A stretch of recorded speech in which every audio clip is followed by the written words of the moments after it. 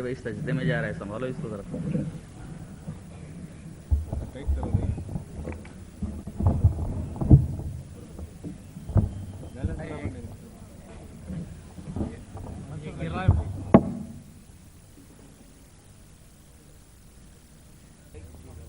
یہ ٹیں ٹیں کی آواز اس قدر طبیعت کے اوپر گرا گزرتی ہے.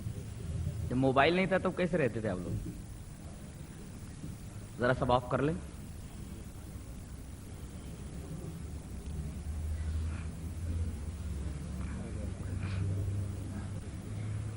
السلام علیکم ورحمۃ اللہ وبرکاتہ. الحمد للہ نحمده ونستعینه ونستغفره ونؤمن به ونتوکل علیہ ونعوذ باللہ من شرور انفسنا ومن سیئات اعمالنا من يهده الله فلا مضل له ومن يضلل فلا هادي له واشهد ان لا اله الا الله وحده لا شريك له واشهد ان محمدا عبده ورسوله اما بعد فان خير الحديث كتاب الله وخير الهدي هدي محمد صلى الله عليه وسلم وشر الامور محدثاتها وكل محدثة بدعة وكل بدعة ضلالة وكل ضلالة في النار. أعوذ بالله من الشيطان الرجيم. بسم الله الرحمن الرحيم. فبأي حديث بعده يؤمنون. معزز علماء کرام،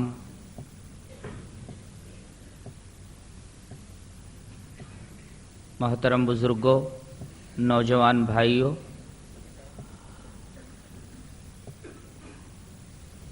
عزیز ماں اور بہنوں،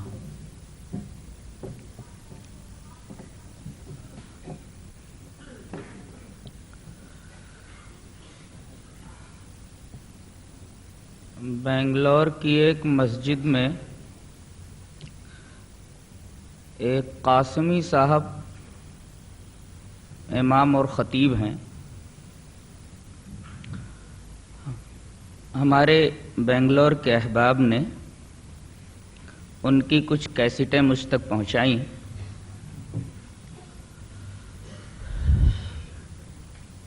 میں نے وہ تمام کیسٹیں سنی.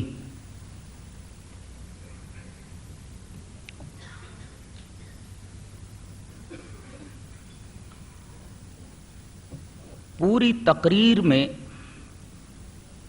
قرآن اور حدیث کا کہیں پتہ نہیں.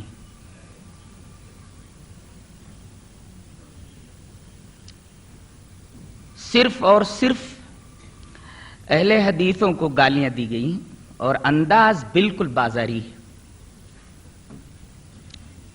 کم سے کم یہ انداز تقریر کسی عالم کا نہیں ہو سکتا. ارے کمینے، انگریز کا بچہ، انگریز کی اولاد،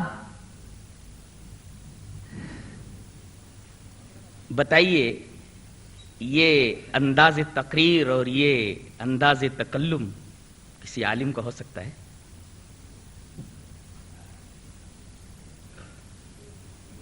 تمام کیسٹوں میں اہل حدیثوں کو جی بھر کر کے انہوں نے گالیاں دی ہیں.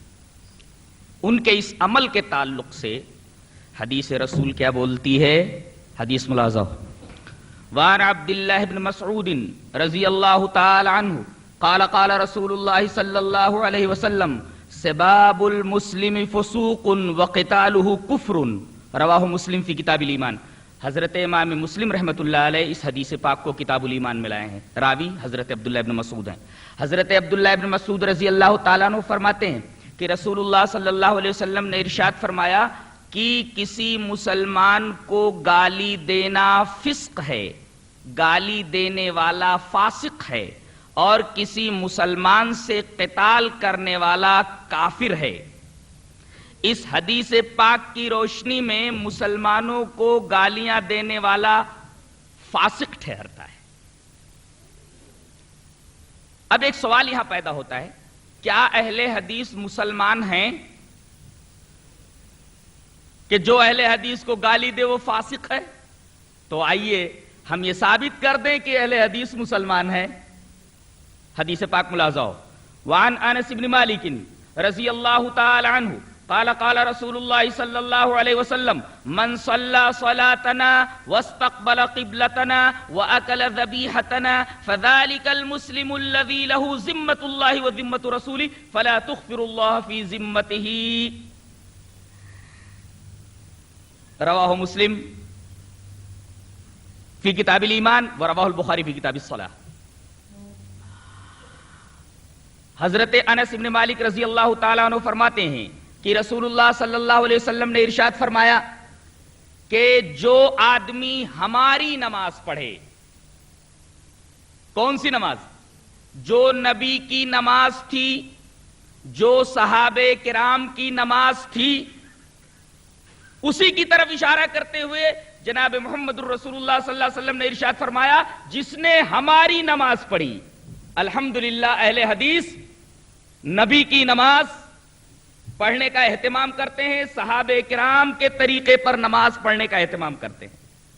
واستقبل قبلتنا، اور جو ہمارے قبلے کا رخ کرے، ظاہر ہے کہ اہل حدیث کا اور کوئی قبلہ ہے ہی نہیں سوائے اس قبلے کے جس قبلے کو رسول اللہ صلی اللہ علیہ وسلم کا قبلہ بنایا گیا اور جو صحابہ کرام کا قبلہ تھا۔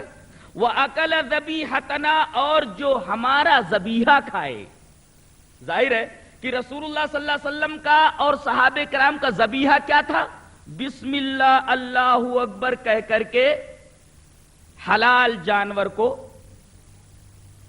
ذبح کرنا، یہ تھا صحابہ کرام کا ذبیحہ۔ الحمدللہ ہم اسی طریقے کا ذبیحہ استعمال کرتے ہیں۔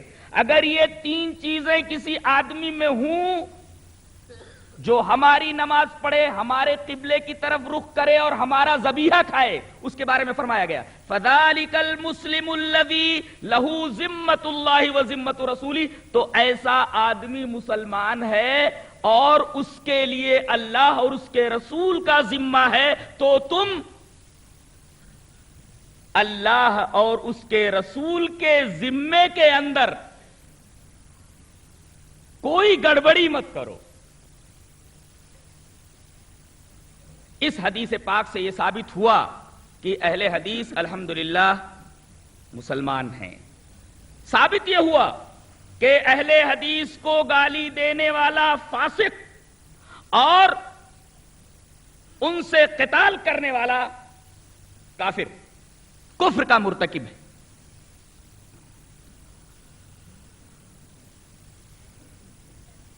یہ تو تھا گالی کا جواب، پہلی گالی کا، ارے کمینے کا جواب۔ انگریز کی اولاد ہیں ہم۔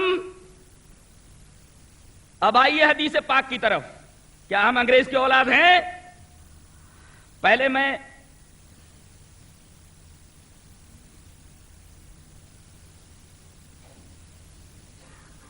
ایک حدیث پاک پیش کر دوں جسے امام بخاری رحمت اللہ علیہ کتاب العلم میں لائے ہیں۔ پہلے اس حدیث کا ترجمہ دیکھ لیں۔ روایت اس طرح ہے، وعن معاویہ بن قرۃ عن ابیہ قال قال رسول اللہ صلی اللہ علیہ وسلم اذا فسد اہل الشام فلا خیر لکم ولا تزال طائفة من امتی منصورین لا يضرهم من خذلهم حتى تقوم الساعة قال محمد بن اسماعیل وقال علی بن المدینی هم اصحاب الحدیث رواہ الترمذی فی کتاب الفتن۔ یہ روایت امام ترمذی رحمۃ اللہ علیہ کتاب الفتن میں لائے۔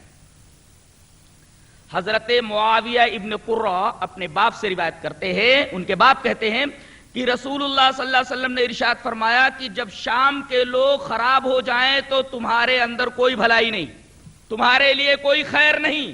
اس کے بعد آپ نے فرمایا کہ میری امت کا ایک گروہ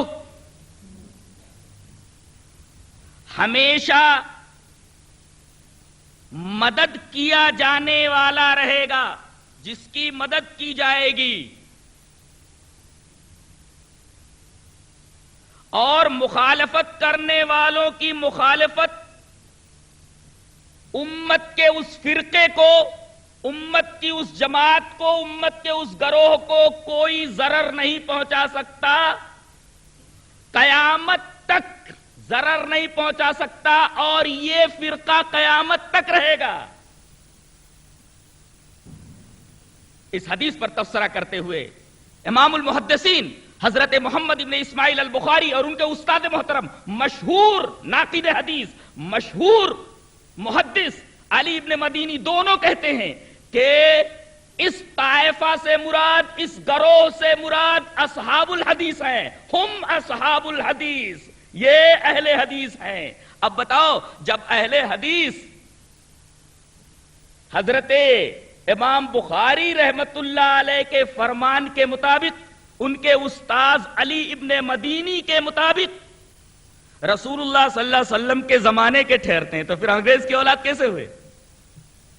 غور کرنے کی بات ہے۔ ایک روایت اور لے لیں، حضرت امام احمد بن حنبل رحمۃ اللہ علیہ کا تبصرہ اس کے اوپر، وہ حدیث ملاحظہ ہو۔ وعن عبداللہ بن عمرو رضی اللہ تعالی عنہ قال قال رسول اللہ صلی اللہ علیہ وسلم لیاتین علی امتی ما اتی علی بنی اسرائیل حزب النال بالنال حتی ان کان منهم من اتی امه علانیۃ لکان فی امتی من یصنع ذلک وان بنی اسرائیل تفرقت الى 72 ملة وتفترق امتي الى 73 ملة كلهم في النار الا ملة واحدة قالوا من هي يا رسول الله قال ما انا عليه واصحابي رواه الترمذي في كتاب الايمان باب افتراق هذه الامة وقال احمد بن حنبل رحمه الله ان لم يكونوا اهل الحديث فلا ادري من هم۔ حضرت عبداللہ ابن عمر رضی اللہ تعالیٰ عنہ فرماتے ہیں کہ رسول اللہ صلی اللہ علیہ وسلم نے ارشاد فرمایا، میری امت کے اوپر وہی کچھ آنے والا ہے جو اس سے پہلے بنی اسرائیل کے اوپر آ چکا ہے، یہاں تک کہ اگر بنی اسرائیل کے کسی بدبخت نے اپنی ماں کے ساتھ زنا کیا ہوگا تو اس امت میں بھی وہ آدمی ہوگا جو ایسا کام کرے گا۔ اور آگے آپ نے فرمایا کہ بنی اسرائیل یہ 72 فرقوں میں بٹ گئے اور میری امت 73 فرقوں میں بٹ جائے گی، کلہم فی النار، سارے کے سارے فرقے جہنمی ہوں گے سوائے ایک فرقے کے کہ وہی ناجی ہوگا، وہی جنتی ہوگا۔ پوچھا گیا کہ اے اللہ کے رسول اس فرقے کا نام کیا ہوگا؟ آپ نے نام نہیں بتایا، منہج بتایا کہ طریقہ کار سے پہچان لوگے وہ فرقہ کون سا ہوگا جو ناجی ہوگا اور جو جہنم سے نجات پانے والا ہوگا۔ منہج بتایا گیا، ما انا علیہ واصحابی، جو میرے طریقے پر ہوگا اور میرے صحابہ کے طریقے پر ہوگا۔ یہ منہج رسول اللہ صلی اللہ علیہ وسلم کا بتایا ہوا ہے۔ حضرت امام احمد بن حنبل رحمت اللہ علیہ اس حدیث کی روشنی میں فرماتے ہیں، اگر اس حدیث سے مراد اہل الحدیث نہیں ہے، ما انا علیہ واصحابی سے مراد اگر اہل الحدیث نہیں ہے، ان لم یکونوا اہل الحدیث فلا ادری من هم، تو میں نہیں جانتا کہ وہ کون ہے۔ یہ حدیث بھی بتا رہی ہے کہ اس فرقے سے اور اس جماعت سے مراد بحمد اللہ اہل الحدیث ہی ہے۔ ایک روایت حضرت صوبان کی جسے امام ابن ماجہ رحمت اللہ علیہ باب و اتباع سنت رسول اللہ صلی اللہ علیہ وسلم ابن ماجہ ملا ہے، روایت اس طرح ہے، وعن صوبان، اس حدیث کو ملا لیں بات بالکل واضح ہو جاتی ہے، وعن صوبان رضی اللہ تعالی عنہ ان رسول اللہ صلی اللہ علیہ وسلم قال لا تزال طائفة من امتی علی الحق منصورین لا يضرهم من خذلهم حتى یاتی امر اللہ عز وجل، رواہ ابن ماجہ فی باب اتباع سنت رسول اللہ صلی اللہ علیہ وسلم۔ اس حدیث پر ذرا رک کر میں ذرا کچھ شرح و بسط کے ساتھ کچھ باتیں کہنا چاہتا ہوں۔ حضرت صوبان رضی اللہ تعالیٰ عنہ فرماتے ہیں کہ رسول اللہ صلی اللہ علیہ وسلم نے ارشاد فرمایا کہ میری امت کا ایک گروہ برابر رہے گا،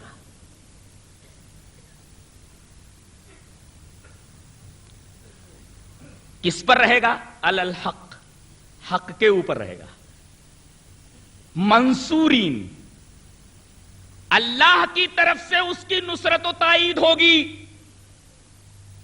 اور لا یضرهم من خذلهم، ان کو رسوا کرنے والے، ان کو بدنام کرنے والے، خذلان کے معنی رسوائی، بدنامی، ان کو بدنام کرنے والے، جھوٹے پروپیگنڈوں کے ذریعے انہیں رسوا کرنے والے، بدنام کرنے والے، انہیں کوئی تکلیف نہیں پہنچا سکتے یہاں تک کہ اللہ تبارک و تعالیٰ کا امر آ جائے، یعنی قیامت قائم ہو جائے۔ یہ روایت ابن ماجہ باب و اتباع سنت رسول اللہ صلی اللہ علیہ وسلم میں ہے۔ پہلی چیز قابل غور ہے، لا تزالو۔ جانتے ہیں لا تزالو کا مطلب کیا ہوتا ہے؟ جیسے کہا جائے عربی میں جب زالہ کے اوپر ما داخل کیا جاتا ہے تو اس سے ہمیشگی اور استمرار بلا انقطاع سمجھا جاتا ہے کہ کوئی چیز ہمیشہ ہو رہی ہے، بیچ میں کٹ اپ نہیں ہے۔ ایسے موقع پر عربی میں ما زالہ کا استعمال ہوتا ہے۔ مثلا میں یہ کہوں ما زال زید غنیا، زید ہمیشہ مالدار رہا، یعنی وہ زندگی بھر مالدار ہی رہا، زندگی کے کسی مرحلے میں وہ مفلس نہیں ہوا،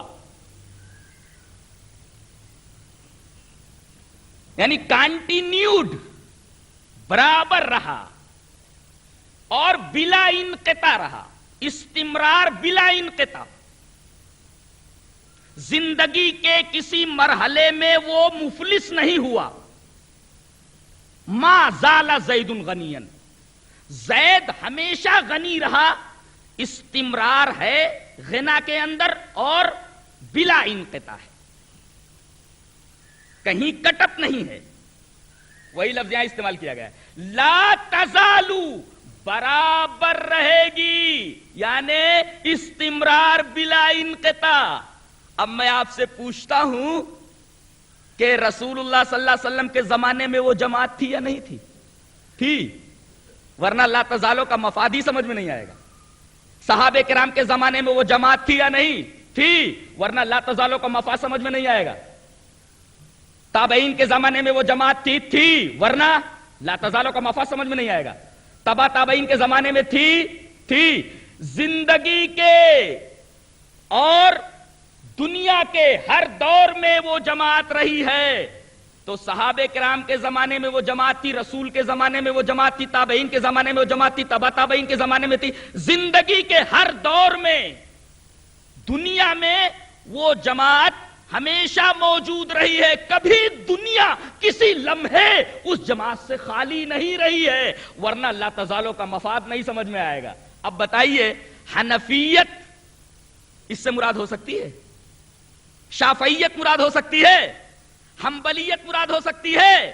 مالکیت مراد ہو سکتی ہے؟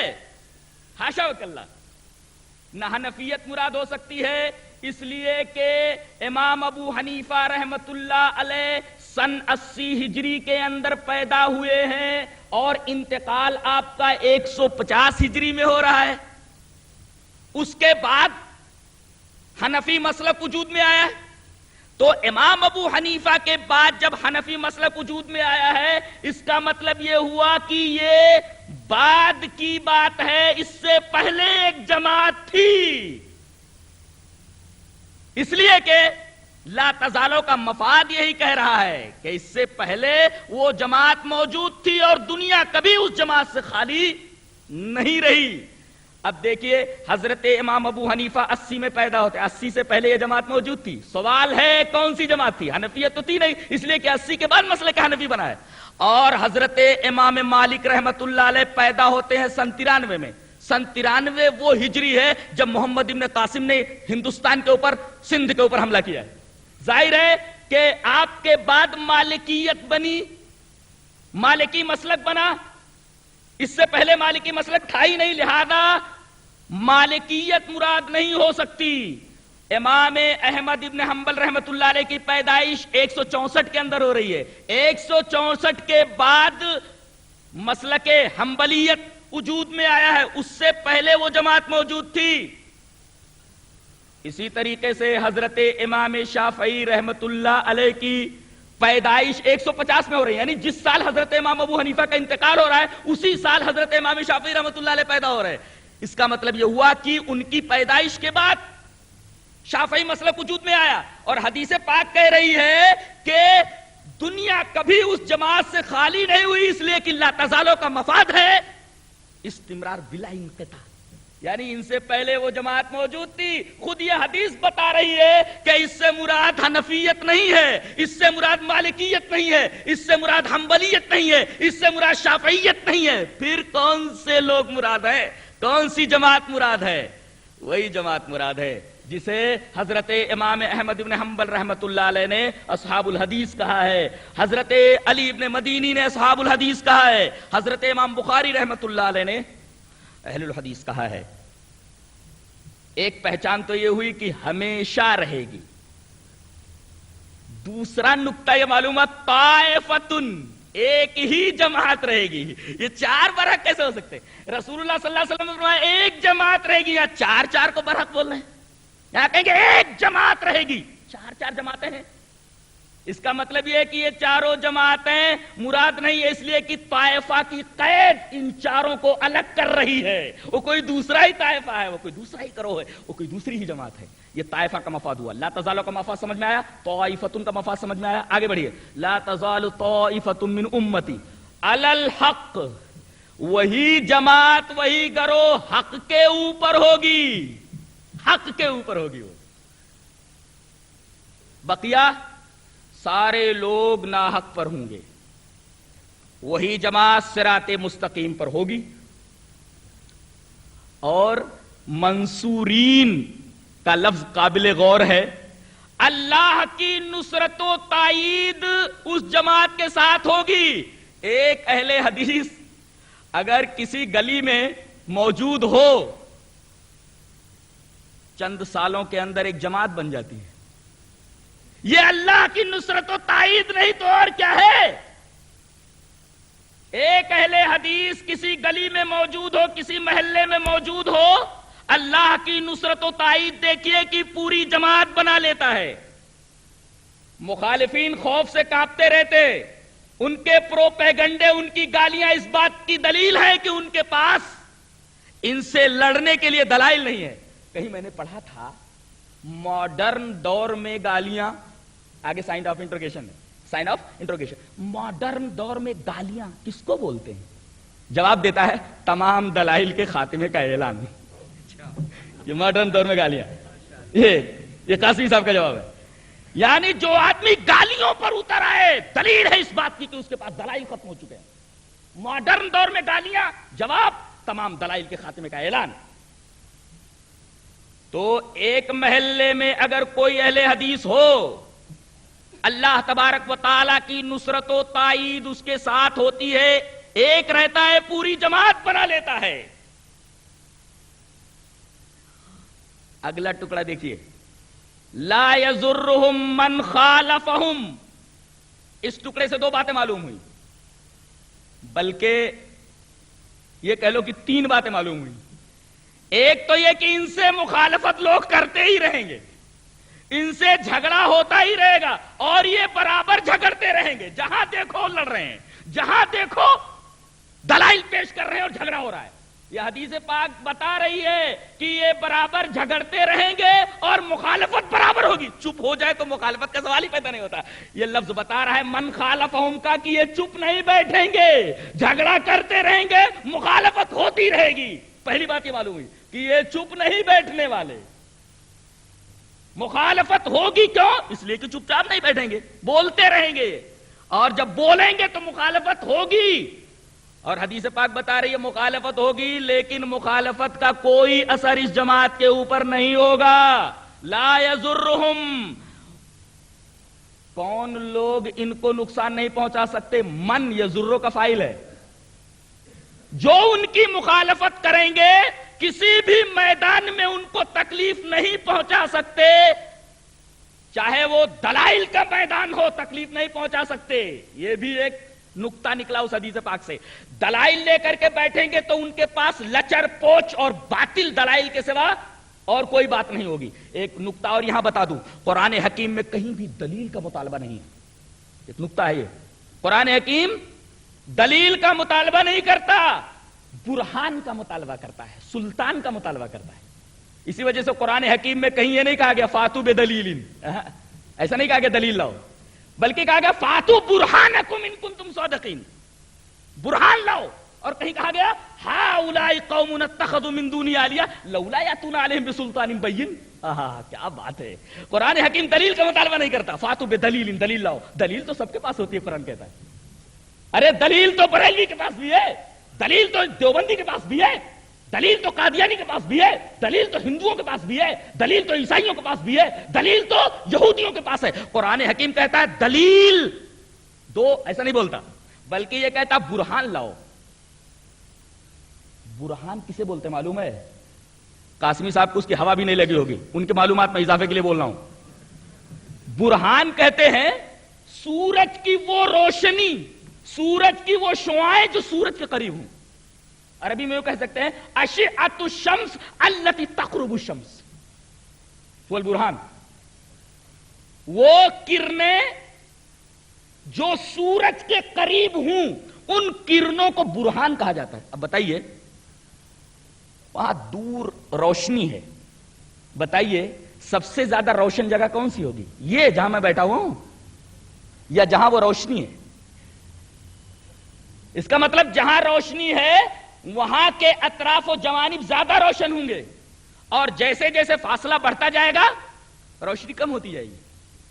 اس کا مطلب قرآن حکیم کہتا ہے ایسی دلیل لاؤ کہ بات بالکل واضح ہو جائے، جیسے سورج کی وہ کرنیں جو سورج کے قریب رہتی ہیں ان کے دائرے میں اگر کوئی چیز آ جائے تو بالکل روشن ہو جاتی ہے. ایسی دلیل لاؤ. فاتو برہانکم ان کنتم صادقین. یہ ہے برہان کا مطلب. آؤ سلطان کا مطلب سمجھاتا ہوں. قرآن حکیم شرک کے بارے میں کہتا ہے ہؤلاء قوم اتخذوا من دونہ آلیہ. قرآن کا انداز بیان کتنا خوبصورت ہے، لائٹ لے لیتا ہے.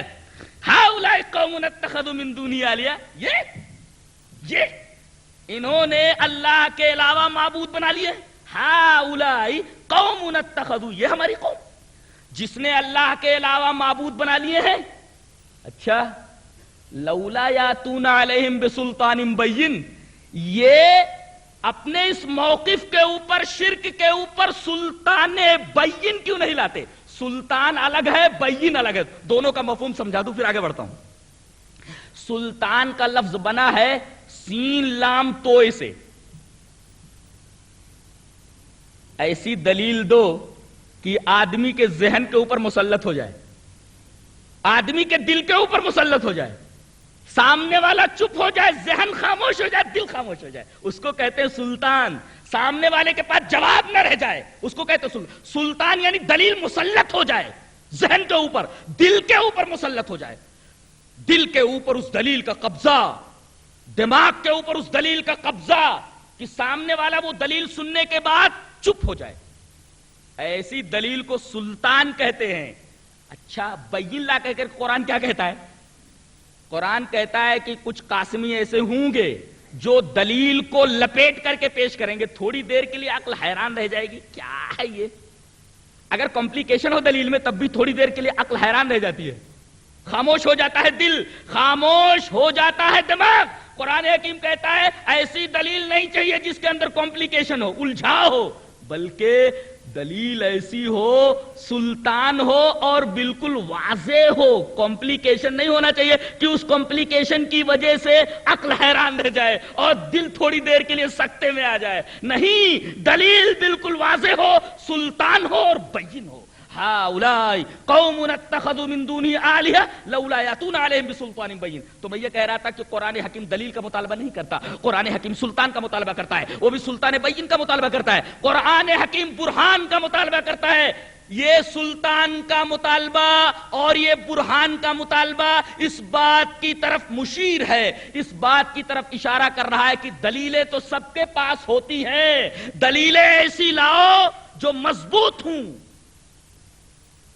جس دلیل کو توڑا نہ جا سکے، جس دلیل کا جواب نہ دیا جا سکے وہ دلیل پیش کرو. اب بتاؤ یہ دلیل اہل حدیثوں کے علاوہ اور کہاں ہے؟ ایسے دلائل جن کا جواب نہ دیا جا سکے، ایسے دلائل صرف اہل حدیثوں کے پاس ہیں.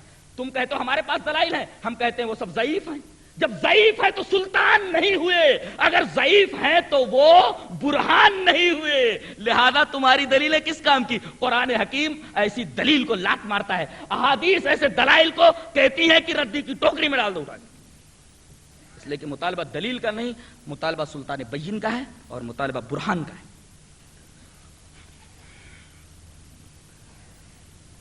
کتنی باتیں معلوم ہوئی حدیث پاک سے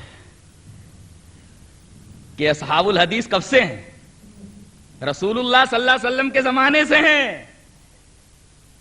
لا تزالوں کا مفاد بتا رہا ہے، اور جماعتیں 4 نہیں ہوں گی، جماعت 1 ہوگی، طائفتن کا مفاد ہے، اور برابر لڑتے رہیں گے، کہیں چپ نہیں بیٹھے رہیں گے، یہ لا یضرہم من خالفہم کا مفاد ہے، اور دلائل کے میدان میں کسی بھی میدان میں سامنے والا ان کو چت نہیں کر سکتا، اور مخالفین کے جھوٹے پروپیگنڈے الزامات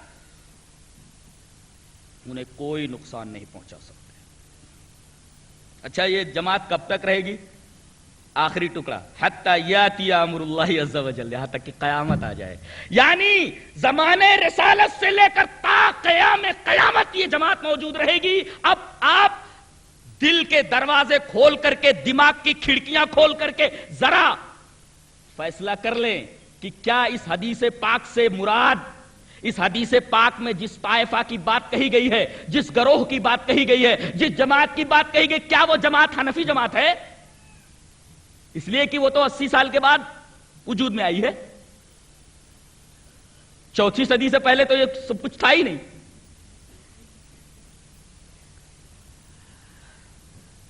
ایک نقطہ پیش کیا جاتا ہے، ان کے پاس نقطوں کے سوا ہے کیا؟ وہ بھی لچر نقطے، باطل نقطے۔ کہتے ہیں کہ اہل الحدیث سے مراد محدثین ہیں، آج کے اہل حدیث تھوڑی ہیں۔ ایک اعتراض تو یہ ہے، دوسرا اعتراض یہ ہے کہ انہوں نے اہل الحدیث نام کیوں رکھا؟ تو اہل الحدیث نام کیوں رکھا اس کا جواب دے رہا ہوں۔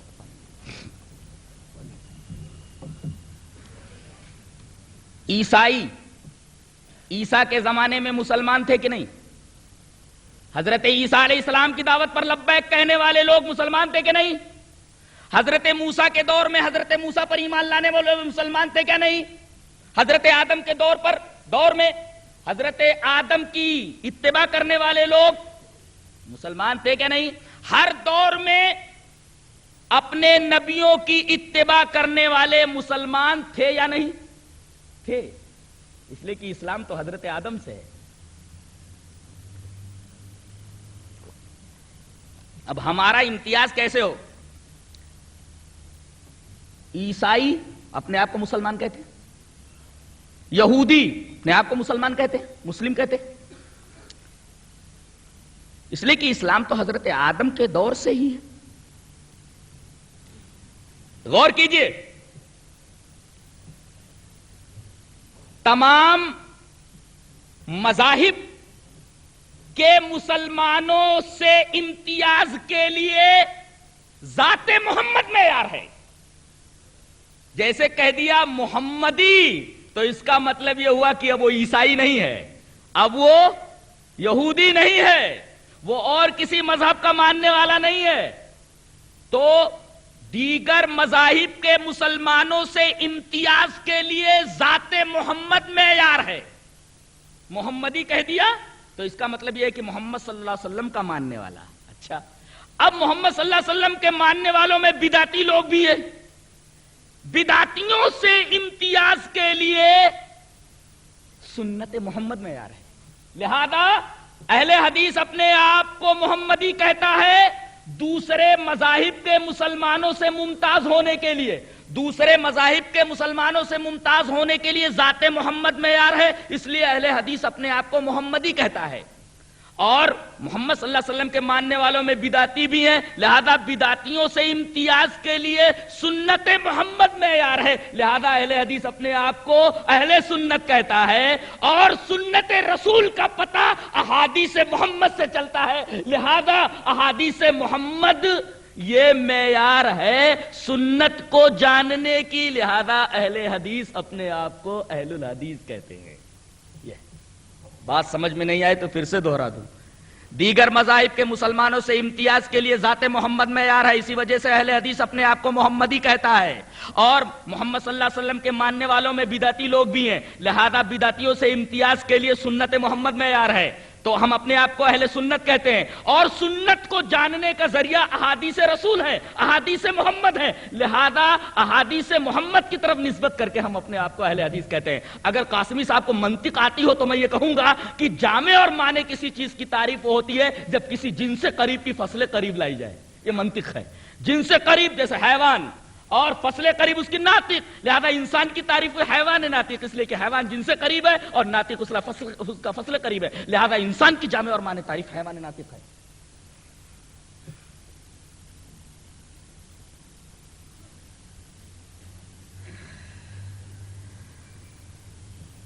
لہذا ہم اپنے آپ کو اہل حدیث کہتے ہیں، محمدی کہتے ہیں اس وجہ سے، اہل سنت کہتے ہیں اس وجہ سے، اہل الحدیث کہتے ہیں اس وجہ سے۔ یہ اس سوال کا جواب ہے کہ تم اپنے آپ کو اہل حدیث کیوں کہتے ہو؟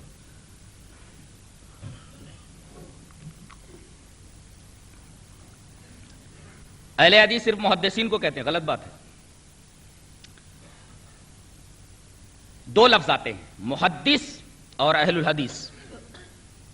محدث سے مراد عالم بالحدیث، حدیث کو جاننے والا، حدیث کی تحقیق کرنے والا، حدیث کو پرکھنے والا، اس کو محدث کہتے ہیں۔ عالم بالحدیث کو محدث کہتے ہیں، اور اہل الحدیث عام ہے، عامل بالحدیث کو بھی کہتے ہیں اور عالم بالحدیث کو بھی کہتے ہیں۔ جیسے قرآن حکیم کہتا ہے قُلْ يَا أَهْلَ الْكِتَابِ، آؤ اے اہل کتاب، تو اہل کتاب سے مراد صرف علماء ہی ہیں کہ تمام یہود و نصارہ ہیں؟ قرآن حکیم خود کہتا ہے کہ اہل اگر لگا دیا جائے تو بات عام ہو جاتی ہے۔ اہل کتاب سے مراد یہود و نصارہ کے عالم بھی ہیں اور عوام بھی ہے، لہذا اہل الحدیث سے مراد عالم بالحدیث بھی ہے اور عامل بالحدیث بھی۔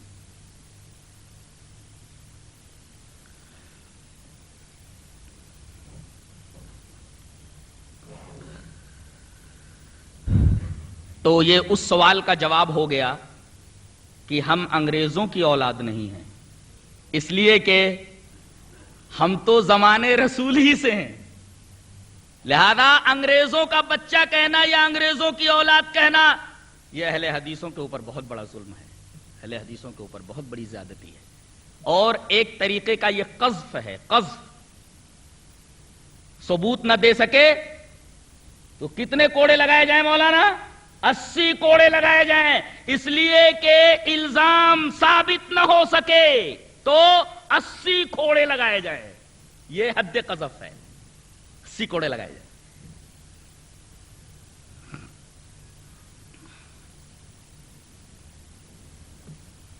میں نے اس کیسٹ میں یہ بھی سنا اکبر کی بڑی تعریف ہو رہی ہے، مغل اعظم فلم دیکھی ہوگی حضرت نے، اکبر کی بڑی تعریف ہو رہی ہے۔ اکبر کے بارے میں قرآن حکیم کیا کہتا ہے؟ آیت کریمہ ملاحظہ ہو، ان الذین یکفرون باللہ ورسلہ ویریدون ان یفرقوا بین اللہ ورسلہ ویقولون نؤمن ببعض ونکفر ببعض ویریدون ان یتخذوا بین ذلک سبیلا اولئک هم الکافرون حقا واعتدنا للکافرین عذابا مہینا۔ بے شک وہ لوگ جو انکار کرتے ہیں اللہ کی آیات کا، ان الذین یکفرون باللہ ورسلہ، اللہ کا انکار کرتے ہیں، اللہ کی آیات کا انکار کرتے ہیں، رسول کا انکار کرتے ہیں، رسول کی احادیث کا انکار کرتے ہیں، اور کیا کرتے ہیں؟ وَيُرِيدُونَ أَن يُفَرِّقُوا بَيْنَ اللَّهِ وَرُسُلِهِ، اور وہ چاہتے ہیں کہ اللہ اور اس کے رسول کے درمیان تفریق کریں۔ اور تیسرا کام کیا ہے؟ وَيَقُولُونَ نُؤْمِنُ بِبَعْضٍ وَنَكْفُرُ بِبَعْضٍ، اور کہتے ہیں کہ ہم ایمان لاتے ہیں بعض اسلامی باتوں پر اور بعض اسلامی باتوں کا انکار کرتے ہیں، بعض کو مانتے ہیں اور بعض کا انکار کرتے ہیں۔ اب بہت سارے مذاہب کو ملا کر ایک چوچو کا مربع بنا لیا گیا جس کو قرآن حکیم کہتا ہے وَيُرِيدُونَ أَن يَتَّخِذُوا بَيْنَ ذَلِكَ سَبِيلًا، تمام مذاہب کے اصولوں کو ملا کر کے ایک بیچ بیچ کی راہ نکال لینا، یہی کام اس نے کیا تھا۔ تمام مذاہب کے اصول اور قوانین کو، اس کا عقیدہ یہ تھا کہ صداقت اور ٹروتھ یہ تمام مذاہب میں مشترک ہے، لہذا کچھ قوانین اس نے ہندوازم سے لیے، کچھ قوانین اس نے عیسائیت سے لیے، کچھ قوانین یہودیت سے لیے اور کچھ قوانین اسلامی لیے اور ایک دین تیار کیا جس کا نام دین الہی ہے۔ کیا اسی کے بارے میں قرآن حکیم کا یہ ارشاد بالکل فٹ نہیں بیٹھتا ہے کہ وَيَقُولُونَ نُؤْمِنُ بِبَعْضٍ وَنَكْفُرُ بِبَعْضٍ، بعض کو مانتے ہیں بعض کا انکار کرتے ہیں، اور ایک تیسری راہ نکال لینا وَيُرِيدُونَ أَن يَتَّخِذُوا بَيْنَ ذَلِكَ سَبِيلًا، اس کے درمیان ایک راہ نکال لے، یعنی دین الہی بنایا اس نے۔ قرآن حکیم اب کہتا ہے اکبر کے بارے میں اولئک هم الکافرون حقا، ایسے لوگ پکے کافر ہیں اور ایسے لوگوں کے لیے ہم نے عذاب مہین تیار کر رکھا ہے۔ ایک بڑی عجیب بات کیسٹ سے سننے کے بعد میری سمجھ میں آئی، اس نے مہیش بھٹ کی بھی بڑی تعریف کی ہے۔ کیسٹ سنیے نا، مہیش بھٹ کی بڑی تعریف کی ہے۔ ان کا یہ کہنا ہے کہ وہ جنگ آزادی کے اوپر کوئی فلم بنا رہا ہے، یہ انتہائی گھٹیا درجے کا فلم ساز ہے۔ وہ کہتے ہیں کہ جنگ آزادی کے اوپر مہیش بھٹ صاحب ایک فلم بنانے والے ہیں، فلم بن رہی ہے جو جلد ہی منظر عام پر آ رہی ہے۔ میری معلومات میں اضافہ ہوا۔ قرآن حکیم اس مہیش بھٹ کے بارے میں کیا بولتا ہے وہ دیکھو، سورہ لقمان کی آیت پر آ جاؤ، وَمِنَ النَّاسِ مَن يَشْتَرِي لَهْوَ الْحَدِيثِ لِيُضِلَّ عَن سَبِيلِ اللَّهِ بِغَيْرِ عِلْمٍ وَيَتَّخِذَهَا هُزُوًا أُولَٰئِكَ لَهُمْ عَذَابٌ مُّهِينٌ۔ عجیب بات ہے کہ اکبر کی تعریف کی، اس کے لیے بھی اللہ نے وہی لفظ استعمال فرمایا، أُولَٰئِكَ أَعْتَدْنَا لَهُمْ عَذَابًا مُّهِينًا، اور مہیش بھٹ کے بارے میں بھی وہی لفظ استعمال فرمایا قرآن حکیم، أُولَٰئِكَ لَهُمْ عَذَابٌ مُّهِينٌ، اس کے لیے بھی رسوا کن عذاب، اس کے لیے بھی رسوا کن عذاب۔ اللہ فرماتا ہے وَمِنَ النَّاسِ مَن يَشْتَرِي لَهْوَ الْحَدِيثِ، اور لوگوں میں سے بعض وہ ہیں جو لہو الحدیث خریدتے ہیں۔ لہو کا مطلب دیکھ لو، حدیث کا مطلب دیکھ لو، ایسی بات جو کھیل ہو۔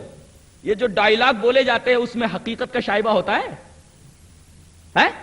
جو ڈائیلاگ پوری فلم میں بولے جاتے ہیں حقیقت سے ان کا کوئی تعلق ہوتا ہے؟ ساری باتیں جھوٹی ہوتی ہیں۔ لہذا فلم کے اوپر لہو الحدیث کا لفظ بالکل فٹ بیٹھتا ہے۔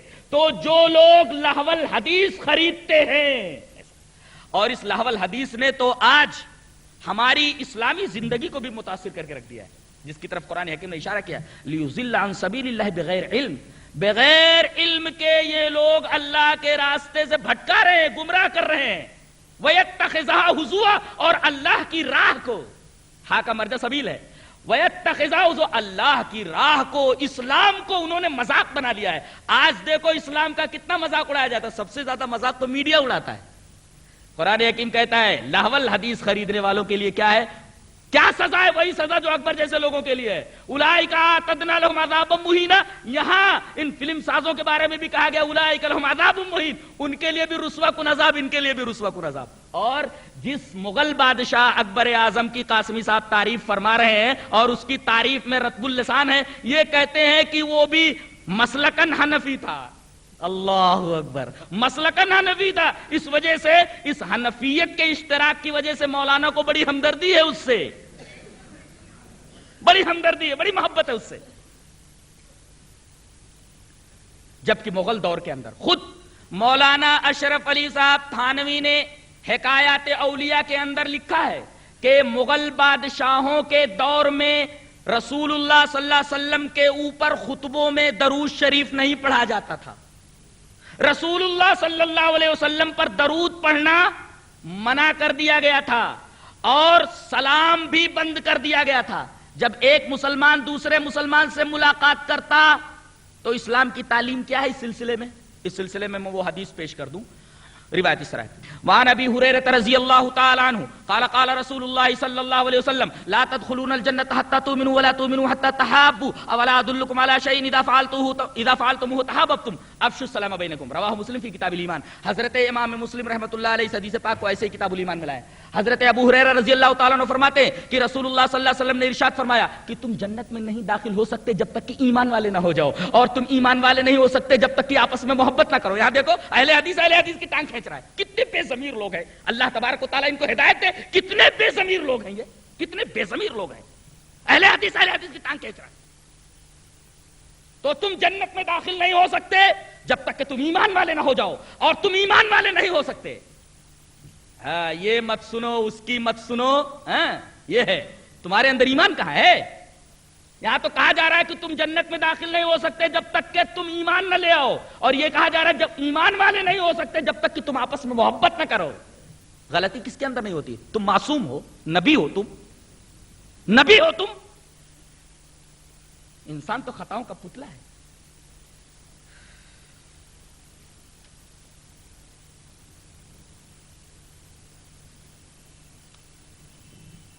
تو کوئی غلطی ہو تو غلطی کی نشاندہی کی جائے,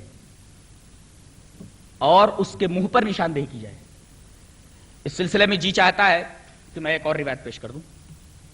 روایت اس طرح ہے, وعن ابی ہریرہ رضی اللہ تعالی عنہ قال قال رسول اللہ صلی اللہ علیہ وسلم المسلم اخو المسلم والمسلم المؤمن اخو المؤمن والمؤمن مرآۃ المؤمن یکف علیہ ضیعتہ ویحوطہ من ورائہ. رواہ ابو داؤد فی کتاب الادب. حضرت امام ابو داؤد اس حدیث پاک کو کتاب الادب میں لائے. کتاب الادب میں حدیث دیکھ لی جائے, ایسے ہی موجود ہوگی.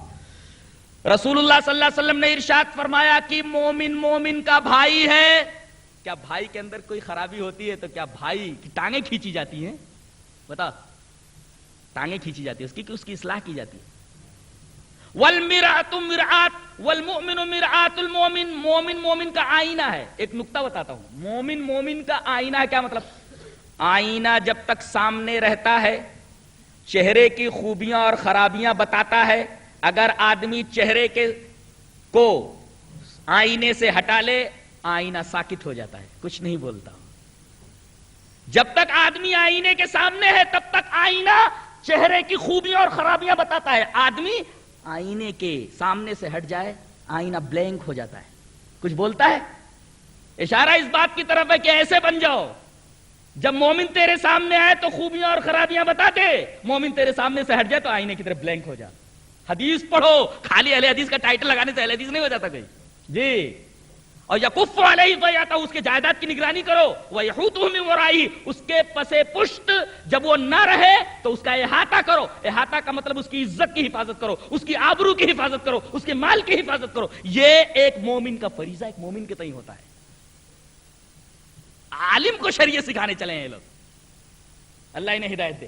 یہ عالم کو شریعت سکھائیں گے جنہیں پوری زندگی قرآن اور احادیث کے تتبع میں لگا دی ہے. بتائیے اب ان کے لیے کیا ہدایت ہی کی دعا کی جا سکتی ہے اور کیا کیا جا سکتا ہے؟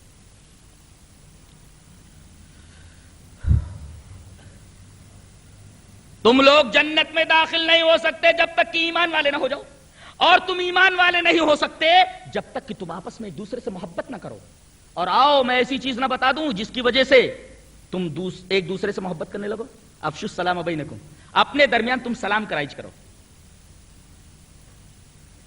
ایک مسلمان دوسرے مسلمان سے ملے تو طریقہ یہ بتایا گیا ہے ملنے کا کہ ایک السلام علیکم کہے, دوسرا وعلیکم السلام بولے, ورحمۃ اللہ وبرکاتہ, اس کا اضافہ بھی کر دے. لیکن مغل سلطنت میں ایک تو رسول اللہ صلی اللہ علیہ وسلم کے اوپر درود شریف پڑھنا خطبوں کے اندر ممنوع قرار دے دیا گیا تھا, اور دوسرے ایک مسلمان جب دوسرے مسلمان سے ملتا تو السلام علیکم نہیں بولتا تھا, کہتا تھا رفیع الدین تسلیمات عرض کرتا ہے, رفیع الدین آداب عرض کرتا ہے. یعنی سلام کا رواج ہی نہیں رہ گیا تھا. قرآن پڑھنا اور پڑھانا بالکل انقا تھا, فقہ کا دور دورہ تھا. اور آپ کو یہ سن کر حیرت ہوگی کہ 1810 کے اندر 1810 عیسوی میں سب سے پہلے شاہ رفیع الدین رحمت اللہ علیہ اور شاہ عبد القادر رحمت اللہ علیہ نے قرآن حکیم کا ہندی میں ترجمہ کیا 1810 کے اندر. جانتے ہیں قرآن حکیم کے اس ترجمے کو چھپوانے والا ایک اہل حدیث ہی تھا. اللہ اکبر. قرآن حکیم کے اس مترجم نسخے کو چھپوانے والا اور اس کا محرک اہل حدیث ہی تھا. حضرت ولایت علی رحمت اللہ علیہ نے اپنے ایک مرید، اپنے ایک شاگرد بدیع الزماں بردوانی کے حوالے یہ نسخہ کیا اور کہا کہ اس کو چھپوا دو. قرآن حکیم کا ہندی مترجم نسخہ سب سے پہلے ہندوستان میں جب چھپوایا گیا تو چھپوانے کا محرک اہل حدیث اور چھپوانے والا بھی اہل حدیث تھا. اور ایک بات اور سن لیجئے اور اسے ذہن میں بٹھا لیجئے کہ قرآن حکیم پڑھنے پڑھانے کا رواج نہیں تھا، اسی طریقے سے احادیث بھی پڑھنے پڑھانے کا رواج نہیں تھا. لوگ فقہ پڑھتے اور پڑھاتے تھے اور اسی کے مطابق عمل کرتے تھے.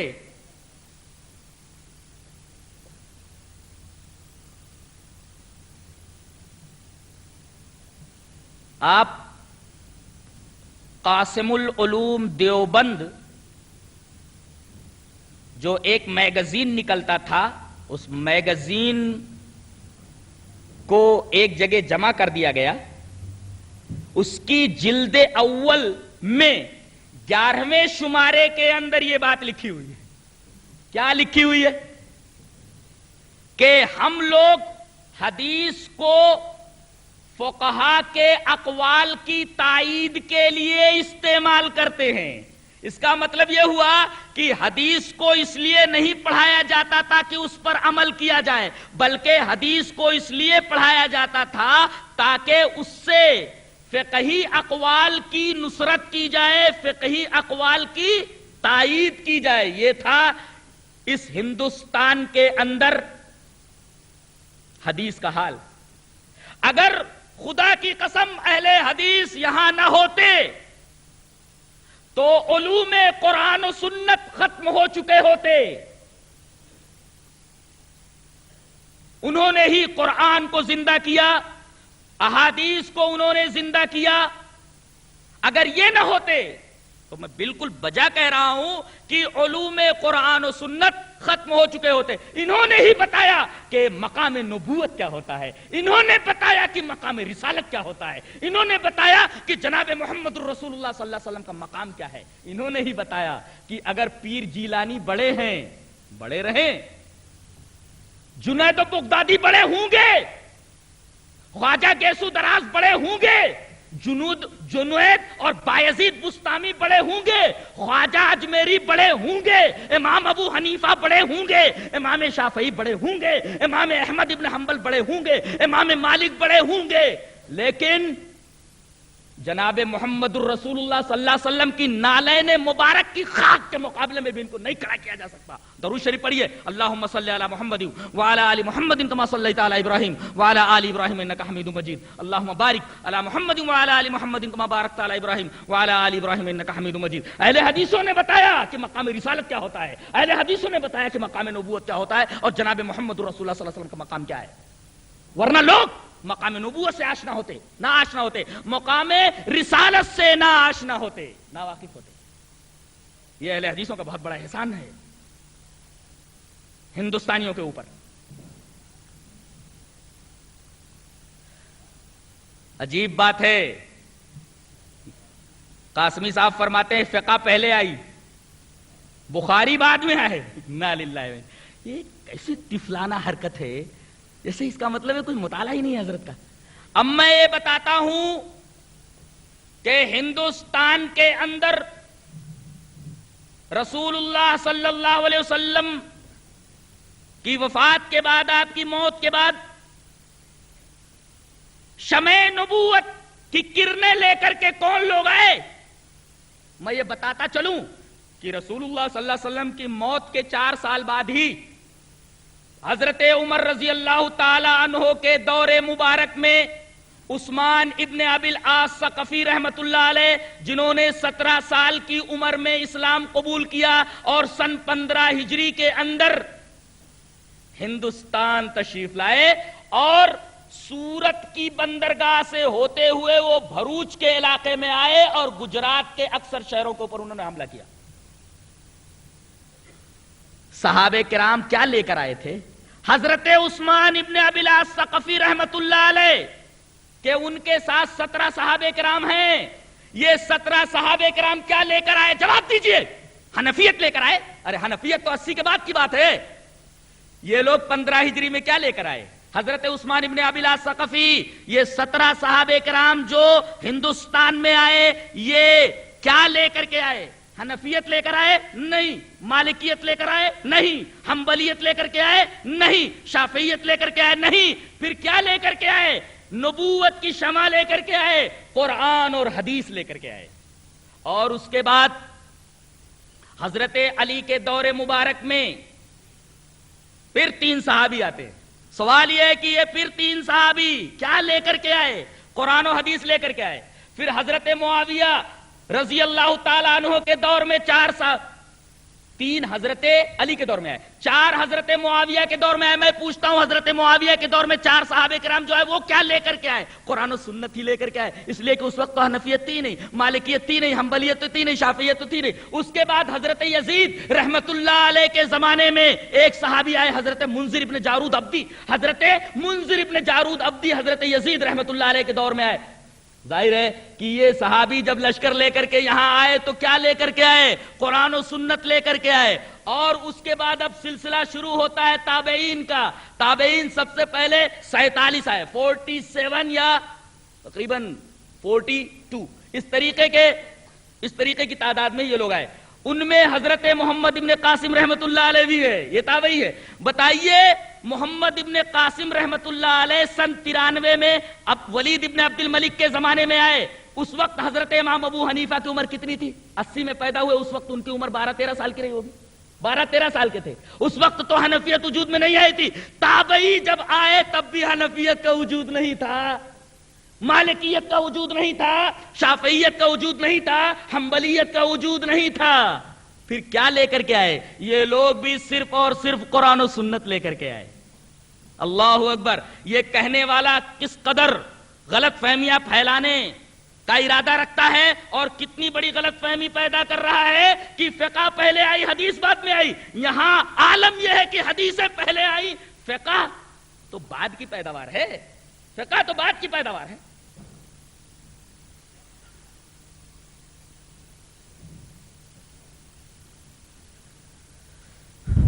کہا جاتا ہے کہ امام ابو حنیفہ رحمت اللہ علیہ کے اوپر اللہ تبارک و تعالی بے شمار رحمتیں نازل فرمائے۔ ہم بھی یہی دعا کرتے ہیں، اللہ تبارک و تعالی ان کے اوپر بے شمار رحمتیں فرمائے۔ ایک بات یاد رکھیے کہ نبی کے علاوہ کوئی معصوم نہیں، نبی کے علاوہ کوئی معصوم ہے؟ نبی اگر غلطی کرنے لگے تو آسمان سے اس کی رہنمائی ہو جاتی تھی، فرشتہ آتا تھا اور بتاتا تھا کہ آپ سے یہاں غلطی ہو رہی ہے، غلطی صحیح کیجئے آپ۔ اور یہ تمام صحابہ کرام کا عقیدہ ہے کہ نبی کی بات کو منوان تسلیم کر لینا ہی ایمان کا تقاضا ہے۔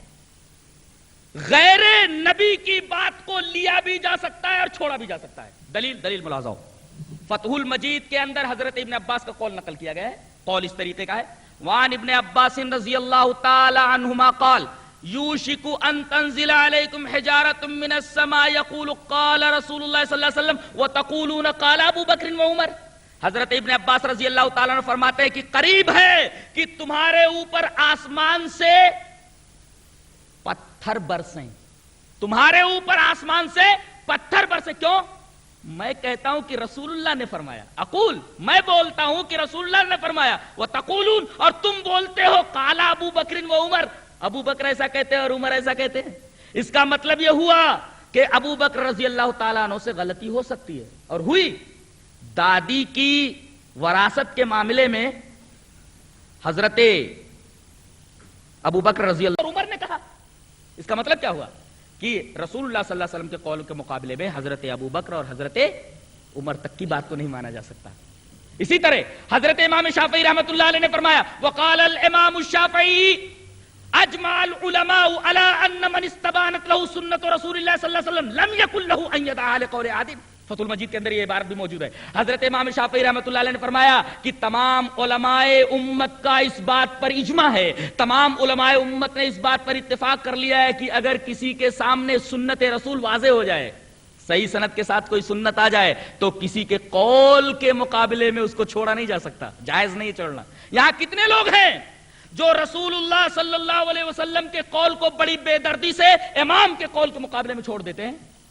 امام مالک کا قول دیکھیں, وقال الامام مالک رحمہ اللہ, حضرت امام مالک رحمۃ اللہ نے فرمایا ما منا الا وهو راد ومردود علیہ الا صاحب هذا القبر. یہ بھی فتح المجید کے اندر ہے. حضرت امام مالک رحمۃ اللہ علیہ نے فرمایا کہ ہم میں سے ہر ایک کی بات کو, نبی کے علاوہ ہم میں سے ہر ایک کی بات کو لیا بھی جا سکتا ہے اور رد بھی کیا جا سکتا ہے سوائے اس قبر والے کے.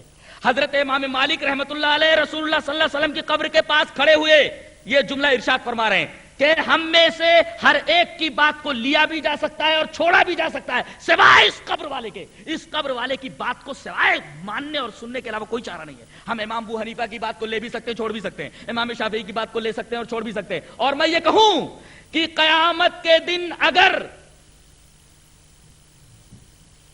آپ نے دربار الہی میں اس طرح حاضری دی کہ کسی امام کی تقلید نہیں کی, کسی امام کی بات کو نہیں مانا, تو وہاں آپ سے باس پرس نہیں ہوگی. آپ سے یہ نہیں پوچھا جائے گا تم نے امام ابو حنیفہ کی بات کیوں نہیں مانی, آپ سے یہ نہیں پوچھا جائے گا امام شافعی کی بات کیوں نہیں مانی, آپ سے یہ نہیں پوچھا جائے گا امام مالک کی بات کیوں نہیں مانی, آپ سے یہ نہیں پوچھا جائے گا امام احمد بن حنبل کی بات کیوں نہیں مانی. لیکن اگر آپ نے رسول اللہ صلی اللہ علیہ وسلم کی بات نہیں مانی تو قیامت کے دن آپ مواخذے سے نہیں بچ سکتے ہیں. تمام دنیا والوں کی بات کو رد کر دیں مواخذہ نہیں ہوگا, لیکن رسول اللہ صلی اللہ علیہ وسلم کی بات کو اگر آپ نے رد کر دیا تو قیامت کے دن اللہ تبارک و تعالیٰ کی گرفت اور اس کے مواخذے سے نہیں بچ سکتے. یہ بات یاد کر لیجئے.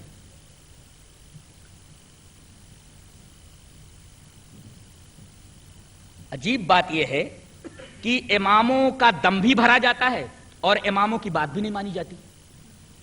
ایک مثال دے رہا ہوں میں, بلکہ دو مثالیں پیش کر دیتا ہوں. امام احمد بن حنبل رحمۃ اللہ علیہ کے بارے میں کہتے ہیں کہ وہ امام برحق ہیں, یہ عقیدہ ہے ان کا. چاروں امام برحق, اس میں یہ بھی ہیں. اچھا, قرآن حکیم کی ایک آیت ہے, اللہ تعالیٰ فرماتا ہے وَمَنْ كَانَ فِي هَذِهِ أَعْمَى فَهُوَ فِي الْآخِرَةِ أَعْمَى وَأَضَلُّ سَبِيلًا. جو دنیا میں اندھا رہا یہاں, وہ قیامت کے اندر بھی اندھا ہوگا اور راہ سے بھٹکا ہوا ہوگا. جو دنیا میں اندھا وہ آخرت میں بھی اندھا. میزان کبرا شیرانی کی اس کے اندر اس آیت کی تفسیر میں حضرت امام احمد بن حنبل رحمۃ اللہ علیہ کا قول نقل کیا گیا ہے وَلَا تَقْنَعُوا بِالتَّقْلِيدِ فَإِنَّ ذَلِكَ أَعْمَى فِي الْبَصِيرَةِ. حضرت امام احمد بن حنبل رحمۃ اللہ علیہ اس آیت کی تفسیر کرتے ہوئے کہتے ہیں دیکھو تقلید پر بھروسہ مت کرنا, اس لیے کہ یہ بصیرت کو اندھا کر دیتی ہے. بتائیے اب امام برحق ہے تو بات مانو نا, تقلید چھوڑو نا.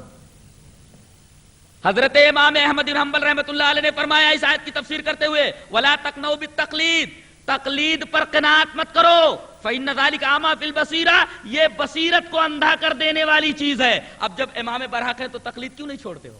عجیب بات ہے. اسی طرح الزام یہ لگایا گیا کہ حضرت عمر کی مخالفت کرتے ہیں تراویح کے معاملے میں. عجیب بات, الٹا چور کوتوال کو ڈانٹے اور وہی چور مچائے شور والا مسئلہ ہے. کیا حضرت عمر رضی اللہ تعالیٰ عنہ نے کہاں 20 رکعت تراویح کا حکم دیا ہے؟ اب اس سلسلے میں حضرت عمر کا عمل بھی دیکھ لیجئے, صحابہ کرام کا بھی عمل دیکھ لیجئے, اور اسی طریقے سے ایک دوسرے امام کا تفسیرہ بھی اس حدیث پاک کے اوپر دیکھ لیجئے.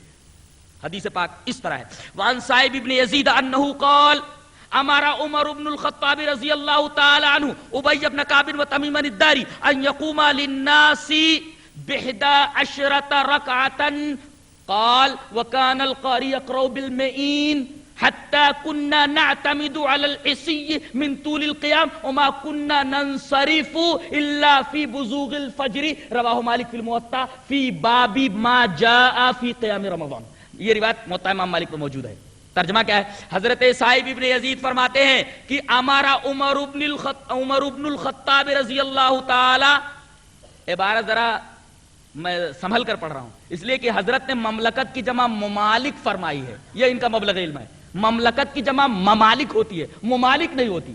ان کے جملوں سے واضح ہے کہ اس آدمی کو کچھ عطا پتہ نہیں ہے.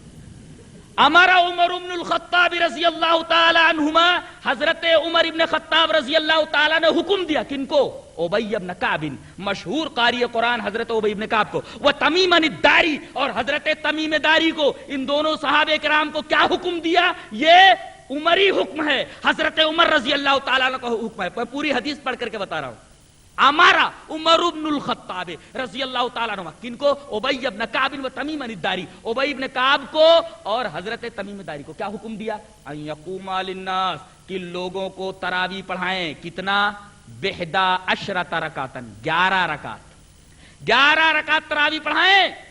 قال، پھر راوی کہتے ہیں حضرت صاحب ابن یزید کہ وَقَانَ الْقَارِي يَقْرَؤُ بِالْمَئِينِ، 100 آیتیں پڑھتا تھا قاری، لمبی لمبی صورتیں پڑھتا تھا. حتی کننا نعتمد علی العصی من طول القیام، قیام اتنا لمبا ہوتا تھا کہ ہمیں لاٹھیوں کے اوپر سہارا لینا پڑتا تھا. یہاں تو 23 رکعت منٹوں میں ہو جاتی ہے، پتہ ہی نہیں چلتا کہ 23 رکعت کب ختم ہوئی کب شروع ہوئی. یہاں یہ بتایا جا رہا ہے کہ 11 رکعت اس طرح پڑھی جاتی تھی کہ قرآن کی تلاوت کرنے والا امام لمبی لمبی صورتیں پڑھتا تھا، اور طول قیام کی وجہ سے، لمبا ٹھہرنے کی وجہ سے ہم کو لاٹھیوں کے اوپر سہارا لینا پڑتا تھا. عصا کی جمع عصی، حتی کننا نعتمد علی العصی، ہم لاٹھیوں کے اوپر سہارا لیتے تھے. من طول القیام، کہ قیام اتنا لمبا ہوتا تھا. اچھا، پہلی بات کیا معلوم ہے؟ حضرت عمر کا حکم یہ تھا کہ 11 رکعت تراویح پڑھائیں. کن کو حکم تھا؟ ابی ابن کعب اور تمیم داری کو. تمیم داری کو حکم تھا عورتوں کو تراویح پڑھائیں، اور ابی ابن کعب کو حکم تھا کہ تم مردوں کو تراویح پڑھاؤ. للناس کا لفظ ہے، یعنی تمام صحابہ کرام اور تمام صحابیات 11 ہی رکعت پڑھتے تھے، اور حضرت عمر نے 11 ہی رکعت پڑھانے کا حکم دیا تھا. اچھا، کہتے تہجد الگ ہے، تراویح الگ ہے. آخری ٹکڑا دیکھیے، میں آخری ٹکڑے پر بحث کرنا چاہتا ہوں. وَكَانَ الْقَارِي يَقْرَؤُ بِالْمَئِينِ، قاری لمبی لمبی صورتیں پڑھتا تھا، یہاں تک کہ ہمیں لاٹھیوں کے اوپر سہارا لینا پڑتا تھا طول قیام کی وجہ سے. آخری ٹکڑا دیکھو، وَمَا كُنَّا نَنصَرِفُ إِلَّا فِي بُزُوغِ الْفَجْرِ، اور ہم نہیں لوٹتے تھے مگر بالکل فجر ہونے والی ہوتی تھی. اب میں کہتا ہوں کہ تراویح پڑھ کر کے اس وقت نکلے ہیں جب فجر ہونے والی تھی، تب تہجد کہاں پڑھا انہوں نے؟ دیکھیے یہ نکتا ہے، تراویح پڑھ کر کے نکلے، فجر کے قریب نکلے ہیں، پھر تہجد کا ٹائم کہاں رہ گیا؟ اس کا مطلب یہ ہوا حضرت عمر رضی اللہ تعالی عنہ سے مروی یہ روایت اس بات کی طرف اشارہ کر رہی ہے کہ ایک تو حضرت عمر نے 11 رکعت پڑھانے کا حکم دیا تھا، اور تمام صحابہ کرام کا عمل 11 ہے، تمام صحابیات کا عمل 11 ہے، اور تہجد اور تراویح ایک ہی چیز ہے. اس لیے کہ یہاں یہ فرما رہے وما کننا ننصرف، لمبی لمبی ہم لوگ رکعتیں پڑھتے تھے، 11 رکعت، وہ بھی بڑی لمبی لمبی، یہاں تک کہ فجر چمکنے کے قریب ہوتی تھی. جلدی جلدی ہم لوگ جا کر سحری کھاتے تھے. اب سوال یہ ہے کہ تراویح پڑھنے کے بعد آدمی سحری کھائے گا کہ تہجد پڑھتے بیٹھے گا؟ کہہ رہے الا فی بزوغ الفجر، فجر طلوع ہونے والی ہوتی تھی. حدیث کا یہ آخری ٹکڑا بتا رہا ہے کہ تہجد اور تراویح ایک ہی چیز ہے. جو کہتا ہے کہ تہجد الگ ہے تراویح الگ ہے، وہ اس حدیث پاک کا مطلب ہی نہیں سمجھ رہا ہے، مطلب ہی نہیں سمجھتا ہو. اب اس حدیث پاک پر حضرت امام مالک کا تفسیرہ دیکھیے. علامہ جلال الدین سیوطی رحمۃ اللہ علیہ اپنی کتاب المصباح المصابیح فی صلاۃ التراویح کے اندر نقل فرماتے ہیں، الفاظ یہ ہیں: قال ابن الجوزی ام مالک انہ قال الذي جمع عليه الناس عمر بن الخطاب رضی اللہ تعالی عنہ احب الی وهو 11 رکعتا وهي صلاة رسول اللہ صلی اللہ علیہ وسلم قیل 11 رکعتا بالوتر قال نعم قال ولا ادری من این احدث هذا الركوع الكثير. یہ الفاظ ہیں حضرت علامہ جلال الدین سیوطی رحمۃ اللہ علیہ کے، جو المصابیح فی صلاۃ التراویح کے اندر موجود ہے. ترجمہ کیا ہے؟ حضرت ابن الجوزی رحمت اللہ علیہ فرماتے ہیں امام مالک سے روایت کرتے ہوئے کہ امام مالک رحمت اللہ علیہ نے فرمایا، کیا فرمایا؟ کہ جس چیز کے اوپر حضرت عمر ابن خطاب نے لوگوں کو جمع کیا، الذی جمع علیہ الناس عمر ابن الخطاب، حضرت عمر ابن خطاب نے جس چیز پر لوگوں کو جمع کیا وہ ہوا 11 رکعتن، وہ 11 ہی رکعت ہے، وہی صلاۃ رسول اللہ صلی اللہ علیہ وسلم، یہی رسول اللہ صلی اللہ علیہ وسلم کی تراویح کی نماز ہے۔ اچھا پوچھا گیا قیل 11 رکعتن بالوتر، وتر کے ساتھ 11 رکعت، وتر ملا کر 11 رکعت، قیل 11 رکعتن بالوتر، وتر کے ساتھ 11 رکعت، قال نعم، حضرت امام مالک فرماتے ہیں ہاں جی 11 رکعت وتر کے ساتھ، اور آپ فرماتے ولا ادری، معلوم نہیں من این احدث ھذا الرکوع الکثیر، اتنے زیادہ رکوع کہاں سے ایجاد کر لیے گئے؟ یہ 23 رکعت کی طرف اشارہ ہے، کتنے رکعت یہ رکوع کثیر کہاں سے ایجاد کر لیے گئے مجھے معلوم نہیں۔ گویا کہ حضرت امام مالک رحمت اللہ علیہ 11 سے زیادہ کو احداث کہہ رہے ہیں، اس لیے کہ لفظ احداث ہے، ولا ادری من این احدث ھذا الرکوع الکثیر، مجھے معلوم نہیں کہ کہاں سے اتنے زیادہ رکوع ایجاد کر لیے گئے، پیدا کر لیے گئے، یعنی 11 رکعت سے زیادہ پڑھنا در حقیقت احداث ہے، اتنے زیادہ رکوع کا کوئی ثبوت نہیں ملتا۔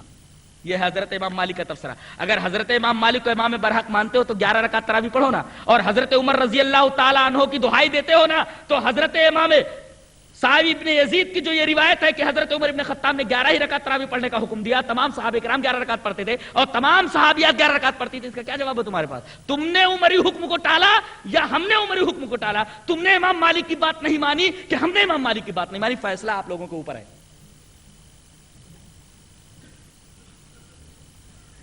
تان کیا ہے انہوں نے، طنز کیا ہے کہ یہ لوگ ایک مجلس کی 3 طلاق کو ایک مانتے ہیں، جبکہ حضرت عمر کے زمانے میں 3 طلاق ایک مجلس کی 3 مانی جاتی تھی۔ اچھا پہلے ایک روایت، پھر اس کے بعد دوسری روایت۔ وعن ابن شهاب ان سالم بن عبد الله حدثه انه سمع رجلا من اهل الشام وهو يسأل عبد الله بن عمر عن التمتع بالعمرة الى الحج، فقال عبد الله بن عمر هي حلال، فقال الشامي ان اباك قد نهى عنها، فقال عبد الله بن عمر ارايت ان كان ابي نهى عنها وصنعها رسول الله صلى الله عليه وسلم امر ابي يتبع ام امر رسول الله صلى الله عليه وسلم؟ فقال الرجل بل امر رسول الله صلى الله عليه وسلم، فقال لقد صنعها رسول الله صلى الله عليه وسلم، رواه الترمذي في كتاب الحج۔ امام ترمذی حدیث پاک کو ایسے ہی کتاب الحج کے اندر لائے۔ ایک شامی آتا ہے شام سے حضرت عبداللہ ابن عمر کے پاس، کہتا ہے حضرت ایک مسئلہ پوچھنا ہے۔ بولے پوچھو۔ کہا کہ حج تمتع کر سکتے ہیں؟ وہی پہلے عمرہ کر لو، اس کے بعد احرام اتار دو، اس کے بعد نئے سرے سے حج کا احرام باندھو، اس کے بعد حج کر لو، یہ حج تمتع ہے۔ شامی پوچھ رہا ہے حضرت عبداللہ ابن عمر سے، عمر ابن خطاب کے بیٹے سے، جو ایک مشہور صحابی ہے، کہ حضرت ایک مسئلہ پوچھنا ہے، مسئلہ یہ ہے کہ حج تمتع کر سکتے ہیں کہ نہیں؟ حج تمتع کر سکتے ہیں، لیکن کہا آپ کے ابا حضرت عمر نے تو منع کیا ہے، آپ کے ابا حضرت عمر نے منع کیا حج تمتع نہ کرو۔ حضرت عبداللہ ابن عمر نے فرمایا ارائیت، اے سن، ان میرے باپ نے منع کیا ہے، وصنعها رسول اللہ صلی اللہ علیہ وسلم، ان ابی نہا عنہا وصنعها رسول اللہ صلی اللہ علیہ وسلم، میرے ابا نے منع کیا ہے لیکن رسول اللہ صلی اللہ علیہ وسلم نے کیا ہے۔ اب بول امر ابی یتبع ام امر رسول اللہ صلی اللہ علیہ وسلم، میرے باپ کی بات مانی جائے گی یا رسول اللہ صلی اللہ علیہ وسلم؟ شامی کہتا ہے بل امر رسول اللہ صلی اللہ علیہ وسلم، رسول اللہ صلی اللہ علیہ وسلم کی بات مانی جائے گی۔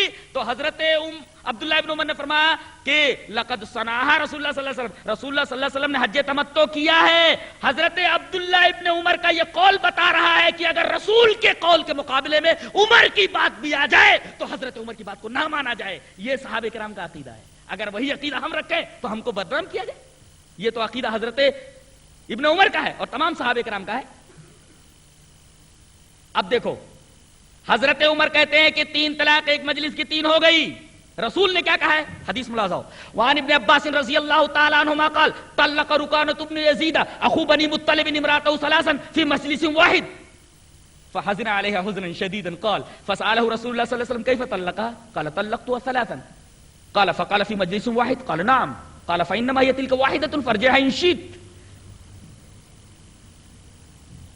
قال فرجعها، فکان ابن عباس یرا انما الطلاق عند كل طهر رواہ احمد فی مسندہ. حضرت امام احمد بن حنبل رحمۃ اللہ علیہ حدیث پاک کو ایسے ہی مسند احمد کے اندر لائے. حضرت عبداللہ ابن عباس رضی اللہ تعالیٰ عنہ فرماتے ہیں کہ رسول اللہ صلی اللہ علیہ وسلم کے زمانے میں رکانہ ابن یزید نے اپنی بیوی کو ایک مجلس میں 3 طلاق دے دی. امراتہ ثلاثا فی مجلس واحد, ایک مجلس میں 3 طلاق دے دی حضرت رکانہ ابن یزید نے. فحزن علیہ حزنا شدیدا, طلاق دینے کے بعد بہت غمگین ہوئے. رسول اللہ صلی اللہ علیہ وسلم کے پاس آئے. رسول اللہ صلی اللہ علیہ وسلم پوچھا کیف طلقها, طلاق تمہیں کیسے دی؟ کہا اللہ کے رسول قال طلقتها ثلاثا, 3 دے دی ہے. آپ نے تفتیش کیا, پوچھا. قال فقال فی مجلس واحد, ایک مجلس میں 3 دیے ہو نا. دیکھیے کتنی صراحت ہے. قال فی مجلس واحد, ایک مجلس میں, قال نعم, ہاں ایک مجلس میں 3 بولا ہوں. قال فانما هي تلك واحدة, یہ تو ایک ہی ہوئی. اب قاسمی صاحب سے میں پوچھتا ہوں انما کا مفاد کیا ہے؟ انما کا مفاد ان کے علم میں اضافہ کر دیتا ہوں. دیکھو ایک ہے مبتدا خبر, جیسے کہا جائے کہ انا بشرون, تو ترجمہ یہ ہوگا میں ایک انسان ہوں. انا مبتدا ہے, بشرون خبر ہے, میں ایک انسان ہوں. لیکن اب بولتا ہوں انما انا بشرون, اب کیا ترجمہ ہوگا؟ میں انسان ہی ہوں. انما آتا ہے حصر کے لیے. دیکھیں یہاں وہی ہے, فانما ہی تلک واحدۃ, یہ تو ایک ہی طلاق ہوئی, 3 نہیں. یہ نہ پڑھو عربی وغیرہ تب تو پتہ چلے, خالی گالیاں دینے سے مسئلہ تھوڑی حل ہوتا ہے. غیر مقلدین کا جنازہ نکالیں گے آپ اس علم کے بلبوتے پر.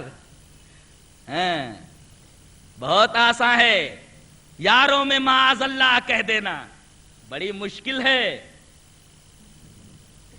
محفل میں میں گلگوں سے بچ رہنا. ہاں اپنے لوگوں کے درمیان, اپنے یاروں کے درمیان تو آپ حفوات بک سکتے ہیں, لیکن چیلنج کرتا ہوں کہ کسی اہل حدیث بچے کے سامنے آپ کھڑے نہیں ہو سکتے. بات کرنا تو دور کی بات ہے. یہ مبلغ علم ہے تمہارا. فإنما هي تلك واحدة, انما کا مفاد سمجھ میں نہیں آیا. فإنما هي تلك واحدة, انما کا مفاد حصر ہے. میں کہوں انا بشر, میں ایک انسان ہوں, اور میں بولوں انما انا بشر, تو خبر مبتدا میں محصور ہو جاتی ہے, میں انسان ہی ہوں. رسول اللہ صلی اللہ علیہ وسلم نے انما کا لفظ استعمال فرمایا, فإنما هي تلك واحدة, یہ تو ایک ہی طلاق ہوئی, 3 نہیں. اور راوی کہتے فرجاها, حضرت رکانہ ابن یزید نے اپنی بیوی سے رجوع کر لیا.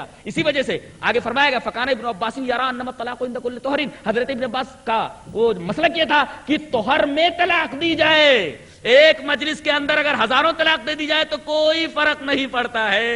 جی ایک الزام یہ لگایا گیا کہ ہمارے ہاں متاع جائز ہے. اللہ اکبر, متاع تو نص قطعی سے بھی جو ہے ناجائز ٹھہرتا ہے. قرآن حکیم نے جہاں محرمات کا ذکر فرمایا ہے وہاں فرمایا محسنین, احسان کی قید لگائی گئی. احسان صاد سے, احسان کا مطلب ہوتا ہے دائمی قبضہ.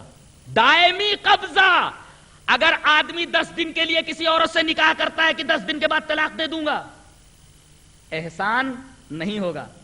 اور نکاح کے اندر احسان کی شرط ہے دائمی قبضہ, اور احسان کے اندر تو تمہارا رد موجود ہے. تمہارا رد کیا موجود ہے؟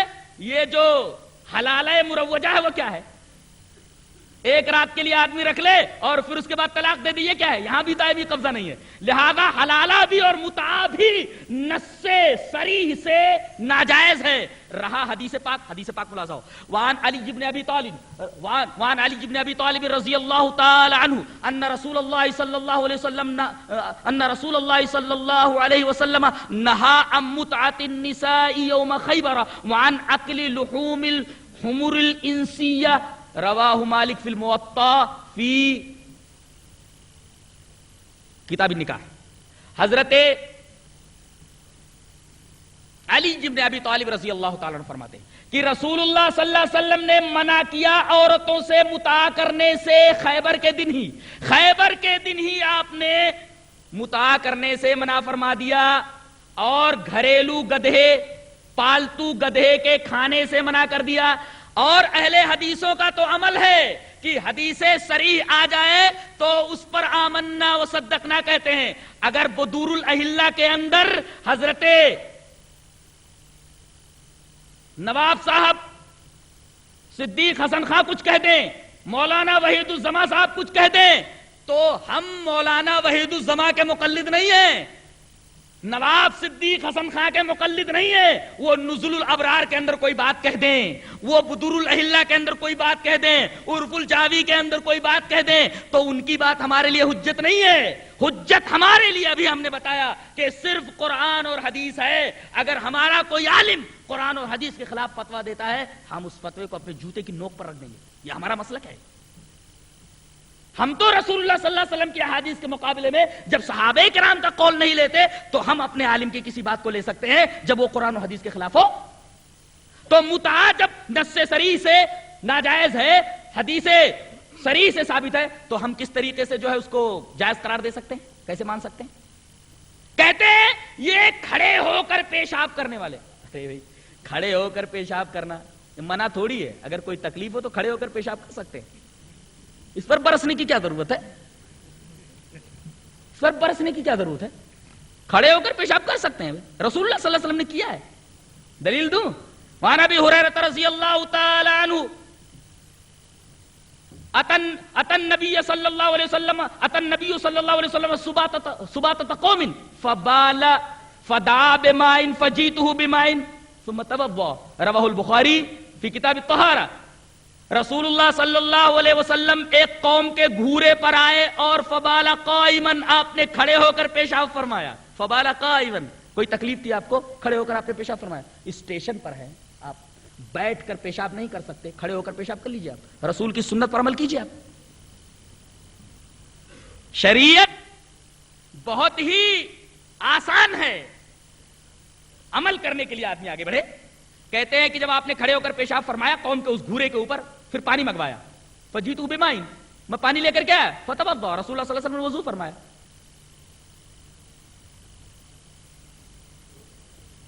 تو اس میں کھڑے ہو کر پیشاب کرنے پر برسنے کی کیا ضرورت ہے آپ کو؟ اس کا مطلب ہے کہ آپ کو مسئلہ صحیح سے معلوم نہیں ہے، یہ مسئلہ حقیقت میں کیا ہے۔ رہا اماموں کی باتوں کے تعلق سے کہ اماموں کی باتیں حجت ہیں یا نہیں ہیں، اس سلسلے میں چاروں اماموں کی بات نقل کر دیتا ہوں۔ ایقاظ و ہمم الابصار کے اندر صالح فلانی نے لکھا ہے، حضرت امام ابو حنیفہ رحمۃ اللہ علیہ کا قول کیا؟ اذا قلت قولا يخالف کتاب اللہ وخبر الرسول فاترکوا قولی۔ صالح فلانی نے ایقاظ و ہمم الابصار کے اندر یہ قول نقل کیا ہے کہ جب میں کوئی ایسی بات کہوں جو اللہ کی کتاب اور رسول اللہ صلی اللہ علیہ وسلم کی حدیث کے خلاف ہے تو میری بات چھوڑ دو، سیدھی سی بات ہے۔ حضرت امام ابو حنیفہ رحمۃ اللہ علیہ سے ہی فرمایا، جب میری کوئی بات کتاب اللہ اور خبر رسول سے ٹکرا جائے تو میری بات کو چھوڑ دو۔ حضرت امام مالک رحمۃ اللہ علیہ نے فرمایا، ان کا یہ قول کہاں موجود ہے؟ جامع بیان العلم ابن عبد البر کی، وہاں یہ قول موجود ہے۔ حضرت امام مالک فرماتے انما انا بشر اختی و اصیب فانظروا فی رائی فکل ما وافق الکتاب والسنۃ فخذوہ وکل ما لم یوافق الکتاب والسنۃ فاترکوہ۔ سیدھی سی بات ہے۔ حضرت امام مالک فرماتے ہیں کہ میں ایک انسان ہوں، غلطی بھی کرتا ہوں، اجتہاد میں غلطی بھی ہوتی ہے اور اجتہاد صحیح بھی ہو سکتا ہے، تو میرے رائے کے اندر تم غور کرو، جو کتاب اور سنت کے جو موافق ہو اسے لے لو اور کتاب و سنت کے جو مخالف ہو اسے چھوڑ دو۔ اس سے یہ پتا چلا کہ مآخذ شرعیہ کیا ہے۔ مآخذ شرعیہ سب قرآن اور حدیث فرسٹ، یہ مآخذ شرعیہ ہے، اور اس کے بعد اگر قرآن اور حدیث کے اندر کوئی حکم صاف نہیں ملتا ہے، واضح نہیں ملتا ہے، تو صحابہ کرام کے اقوال دیکھے جائیں، ان کے اعمال دیکھے جائیں، اگر وہاں مل جائیں اس کے اوپر عمل کر لو۔ اگر صحابہ کرام کے اقوال و اعمال میں بھی اس کا حل نہیں ملتا ہے تو پھر ائمہ کے اجتہادات کی طرف دیکھو۔ ائمہ کے اجتہادات میں سے جو اجتہاد قرآن و حدیث کے زیادہ قریب ہو اس کے اوپر عمل کرو، اس نیت کے ساتھ کہ اگر اس اجتہاد کے خلاف قرآن و حدیث کا کوئی بیان آ گیا تو اس اجتہاد کو چھوڑ دیں گے۔ یہ تو امام مالک رحمۃ اللہ علیہ کا یہ قول جامع بیان العلم کے اندر ہے کہ میں ایک انسان ہوں، مجھ سے غلطی بھی ہوتی ہے اور میں اجتہاد صحیح بھی کرتا ہوں، غلط بھی کرتا ہوں، تو جو اجتہاد کتاب و سنت کے موافق اسے لے لو، وہ کل ما لم یوافق الکتاب و سنت فاترکوہ۔ یہ امام مالک کا قول تھا۔ حضرت امام شافعی رحمت اللہ علیہ کا قول دیکھیے، جسے बैहकी ने मनाकिब शाफी के अंदर लिखा है, इदा वजदतुम फी किताबी खिलाफ सुन्नत रसूलुल्लाह सल्लल्लाहु अलैहि वसल्लम फकूलू सुन्नत रसूलुल्लाह सल्लल्लाहु अलैहि वसल्लम वदऊ मा कुल्तु। यह हजरत इमाम शाफी का बयान है, जिसे इमाम बैहकी ने मनाकिब शाफी के अंदर लिखा है कि जब तुम मेरी किताब के अंदर कोई ऐसी चीज पाओ जो सुन्नत रसूल के खिलाफ हो, तो सुन्नत रसूल ले लो और मेरी बात को छोड़ दो। वदऊ मा कुल्तु।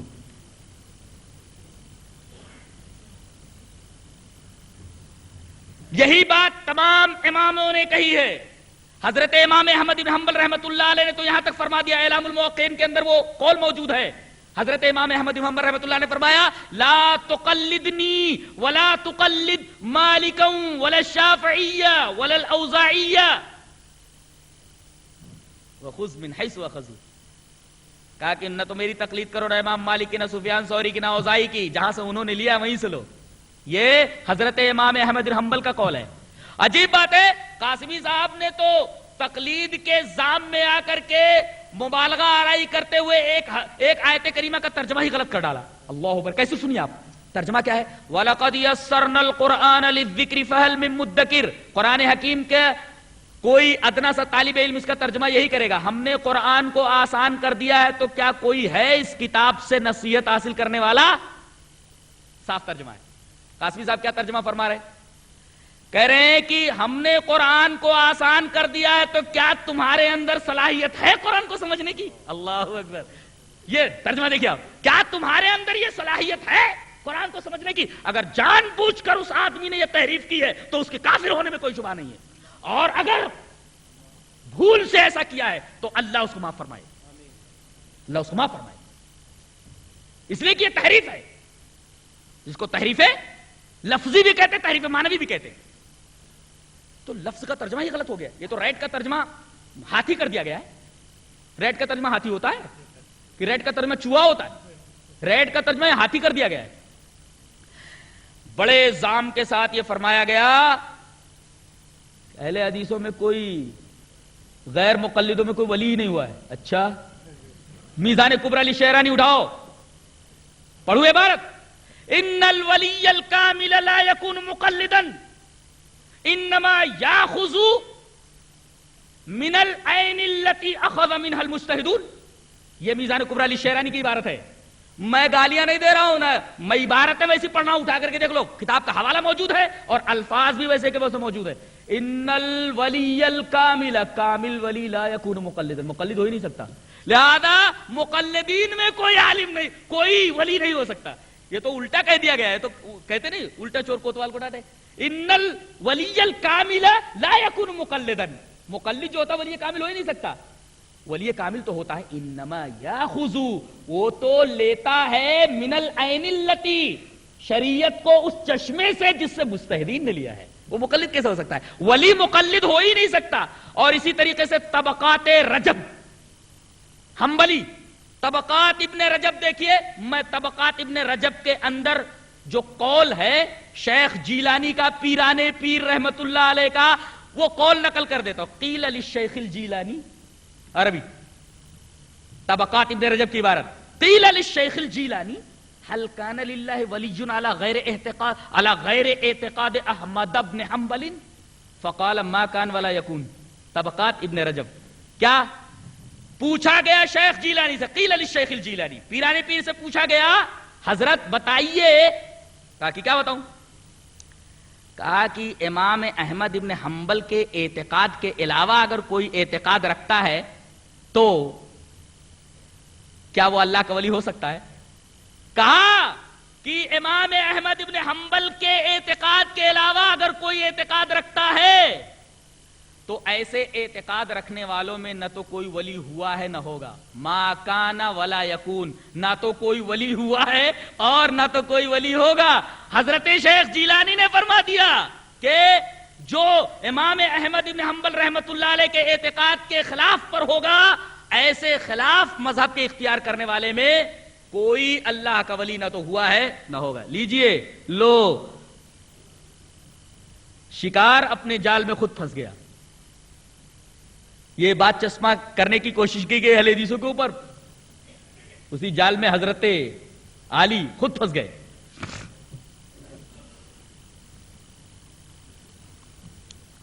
ये तो थी विलायत की बात।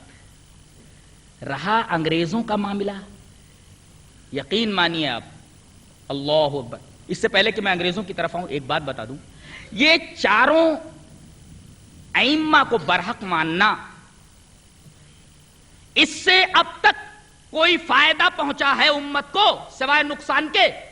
میں تو کہتا ہوں جب سے تقلید آئی ہے تب سے اس امت کے اندر افتراق اور تشدد اور پراگندگی بڑھتی جا رہی ہے. لوگ ایک پلیٹ فارم کے اوپر جمع ہو کر کے متحد ہو کر کے کوئی کام نہیں کر پا رہے ہیں. سارا بگاڑ اسی تقلید کی وجہ سے ہے. شیخ عبد الرحمن جبرتی نے اپنی کتاب التاریخ والعبر کے اندر ایک واقعہ لکھا ہے. کیا واقعہ لکھا ہے؟ کہ سمرقند اور بخارا کے احناف رمضان کے روزے چھوڑ کر کے جنگ کی تیاریوں میں مشغول رہے. پورے رمضان انہوں نے روزے نہیں رکھے. سمرقند اور بخارا کے جو مقلدین تھے، اور عین عید کے موقع پر انہوں نے لڑائی کی. اس جنگ میں تقریباً 40,000 مسلمان مارے گئے. رمضان کے روزے نہیں رکھے گئے، عین عید کے دن لڑائی ہوئی، 40,000 مسلمان مارے گئے. بنیاد کیا تھی؟ سبب کیا تھا؟ حنفی یہ کہتے تھے کہ ہمارے امام ابو حنیفہ رحمت اللہ علیہ سب سے بڑے ہیں، اور شافعی یہ بولتے تھے کہ ہمارے امام شافعی سب سے بڑے ہیں. لیجئے، صرف اتنی سی بات کی وجہ سے کہ ہمارا امام بڑا، 40,000 آدمی مارے گئے، اور رمضان کے روزے چھوڑ کر وہ جنگ کی تیاری کرتے رہے، اور عین عید کے موقع پر انہوں نے لڑائی کی.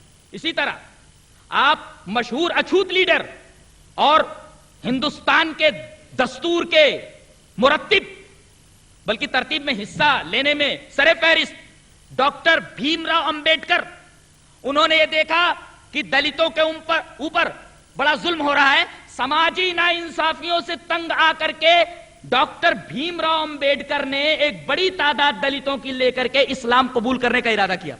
جیسے ہی انہوں نے ارادہ کیا، شافعی پہنچ گئے، دیوبندی پہنچ گئے، حنفی پہنچ گئے، اور انہوں نے یہی کہا کہ جب تک ہمارے مسلک میں آپ داخل نہیں ہوں گے تب تک آپ مسلمان نہیں ہو سکتے. عجیب بات ہے، پہلے ایک مسلمان لا الہ الا اللہ محمد الرسول اللہ کہہ کر مسلمان ہوتا تھا، اور آج لا الہ الا اللہ محمد الرسول اللہ ایک مسلمان ہونے کے لیے کہنا کافی نہیں ہے، بلکہ کسی مسلک سے وابستگی ضروری ہے. اللہ اکبر. جب ڈاکٹر بھیم راؤ امبیڈکر نے یہ دیکھا کہ یہ تو عجیب معاملہ ہے، اسلام لانے کے بعد بھی ہم کافر کے کافر رہیں گے، تو اسلام لانے کا فائدہ کیا ہے؟ لات و عزا سے چھٹے تو زید و خالد میں پھنسے، فائدہ کیا خلق کو پہنچاتے رہے اسلام سے؟ کیا ضرورت ہے اسلام میں داخلے کی؟ اتنی بڑی تعداد اسلام لانے سے رک گئی اسی تقلید کے نتیجے میں کہ ہمارے مسلک میں آ جاؤ، ہمارے مسلک میں آ جاؤ. تو اس تقلید نے کوئی فائدہ پہنچایا ہے؟ آج جتنا انتشار ہے امت مسلمہ میں، اگر شرح صدر کے ساتھ غور کریں تو آپ کے اوپر یہ انکشاف ہوگا کہ سب اسی تقلید کی دین ہے، اسی تقلید کی دین ہے.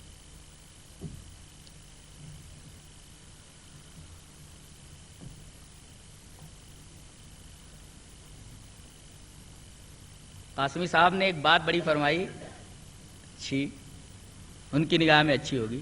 کہا کہ فضائل اعمال، اللہ اکبر، یہ ایک زندہ معجزہ ہے.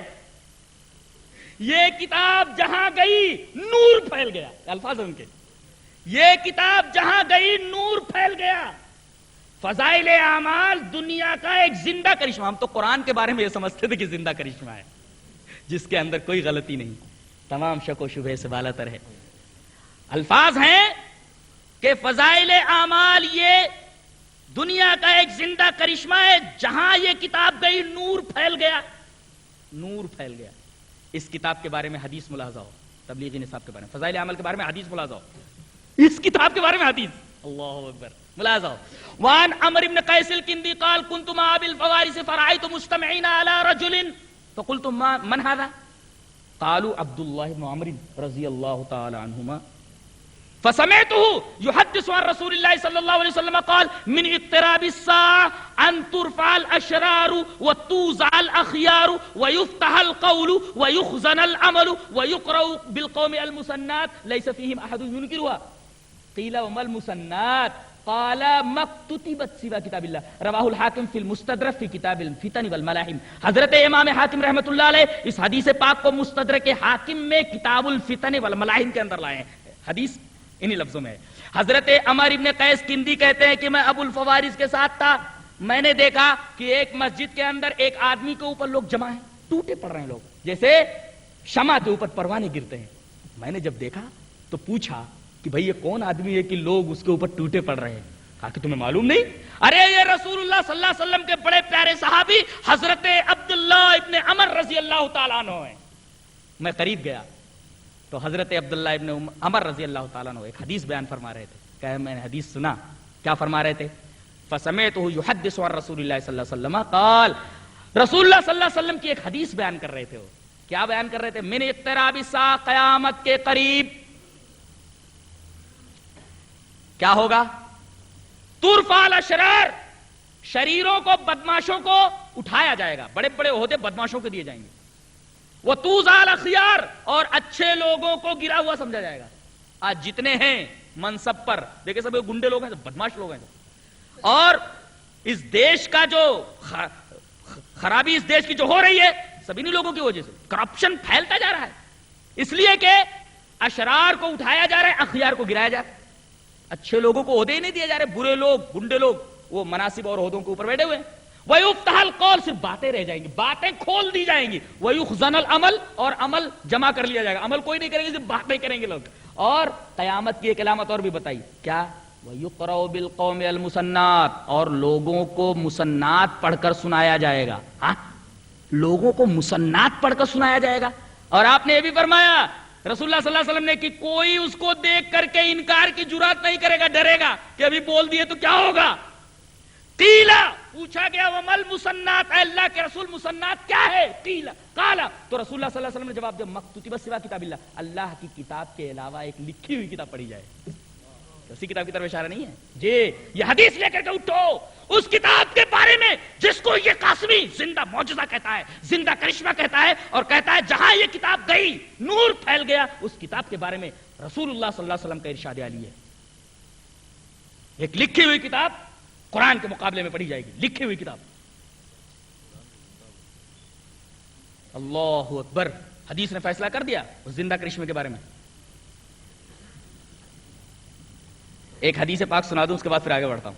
وعن ابن عمر رضی اللہ تعالی عنہ ان رسول اللہ صلی اللہ علیہ وسلم قال لا تمنعوا اماء اللہ ان يصلين في المسجد فقال ابن له انا لنمنعهن فقال فغضب غضبا شديدا وقال احدثك عن رسول الله صلى الله عليه وسلم تقول انا لنمنعهن رواہ ابن ماجہ فی باب اتباع سنت رسول اللہ صلی اللہ علیہ وسلم. حضرت امام ابن ماجہ اس حدیث پاک کو باب اتباع سنت رسول اللہ صلی اللہ علیہ وسلم ملا ہے. اللہ اکبر, یہ ہے اہل حدیث کا منہج. اللہ اکبر, جو بات کہی گئی پورے وثوق کے ساتھ کہی گئی, دلیل کی روشنی میں کہی گئی, اور رسول اللہ صلی اللہ علیہ وسلم کے الفاظ میں کہی گئی ہے. ہم جتنا فخر کریں اپنے منہج کے اوپر اتنا کم ہے. اللہ تبارک و تعالیٰ نے ہمیں وہ سعادت بخشی ہے. حضرت عبداللہ ابن عمر رضی اللہ تعالیٰ فرماتے ہیں کہ رسول اللہ صلی اللہ علیہ وسلم نے ارشاد فرمایا کہ اللہ کی باتیوں کو یعنی عورتوں کو مسجد میں نماز پڑھنے سے روکو مت. لا تمنعوا اماء اللہ ان يصلين في المسجد. آج پروپیگنڈا کیا جا رہا ہے کہ یہ عورتوں کو اپنے گھروں, اپنے مسجدوں کے اندر بلا رہے, اور نہ جانے کیا کیا باتیں عورتوں کے تعلق سے فحش فحش کہی جاتی ہیں. جب رسول اللہ صلی اللہ علیہ وسلم کی یہ بات حضرت عبداللہ ابن عمر نے لوگوں کے سامنے پیش کی تو ان کا ایک لڑکا وہاں تھا. فقال ابن اللہ, ان کے ایک بیٹے نے کہا انا لنمنعهن, ہم تو روکیں گے مسجد میں جانے سے عورتوں کو.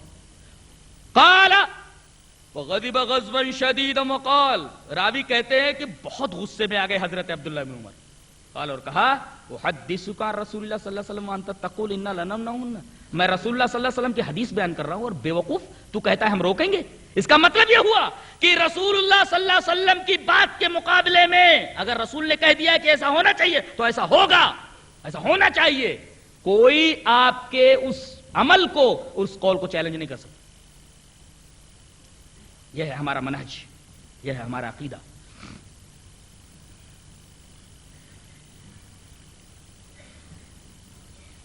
اور جہاں تک حدیثوں پر عمل کا معاملہ ہے, اس میں وہ ہمیں کیا تان کریں گے, کیا طنز کریں گے ہمارے اوپر. ان کے سارے اعمال تو احادیث کے خلاف ہیں. چند احادیث پیش کر دوں بس. پہلی حدیث ملا دو. وعن ابن عباس رضی اللہ تعالی عنہما قال اقیمت صلاة الصبح فقام رجل يصلي رکعتين فجذب رسول اللہ صلی اللہ علیہ وسلم بثوبه فقال اتصلی الصبح اربعا رواه احمد فی مسندہ. حضرت عبداللہ ابن عباس رضی اللہ تعالیٰ عنہما فرماتے ہیں کہ حضرت بلال نے اقامت کہہ دی. اقامت کہہ دی. اقامت کہنے کے بعد اب کوئی آدمی فجر کی 2 سنتیں نہیں پڑھ سکتا. اقیمت صلاۃ الصبح، یہ صلاۃ صبح کی بات ہے. اقامت کہہ دی گئی، اقیمت صلاۃ الصبح، فجر کی نماز کے لیے اقامت کہہ دی گئی. اس کے بعد ایک آدمی کھڑا ہوا 2 رکعت سنت پڑھنے کے لیے. رسول اللہ صلی اللہ علیہ وسلم آئے، اس کا کپڑا کھینچا اور اس کے کان میں کچھ کہا. رسول اللہ صلی اللہ علیہ وسلم نے جب سلام پھیرا تو لوگ اس کے ارد گرد جمع ہو گئے اور کہا کہ تیرے کان میں رسول اللہ صلی اللہ علیہ وسلم نے کیا فرمایا؟ کہا رسول اللہ صلی اللہ علیہ وسلم فرما رہے تھے کہ میرے اوپر تو فجر کی نماز 2 ہی اتری ہے، تیرے اوپر 4 اتری ہے کیا؟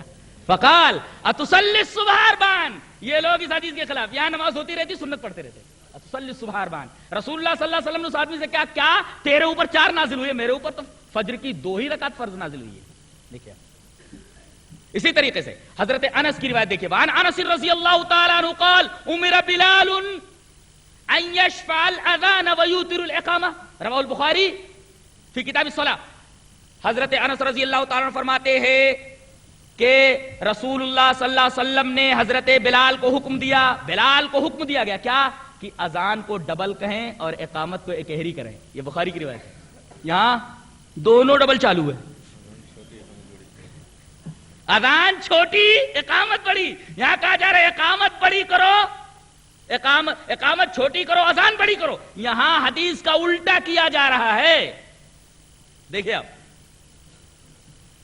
اور صف بندی کے معاملے میں اگر کوئی اہل حدیث کنارے کھڑا ہو جائے اور پیر سے پیر ملانے لگے، کندھے سے کندھا ملانے لگے تو سرکنے لگتے ہیں، جیسا معلوم ہوتا ہے کوئی اچھوت آ کر کے بغل میں کھڑا ہو گیا ہے. روایت میں لا جاؤ.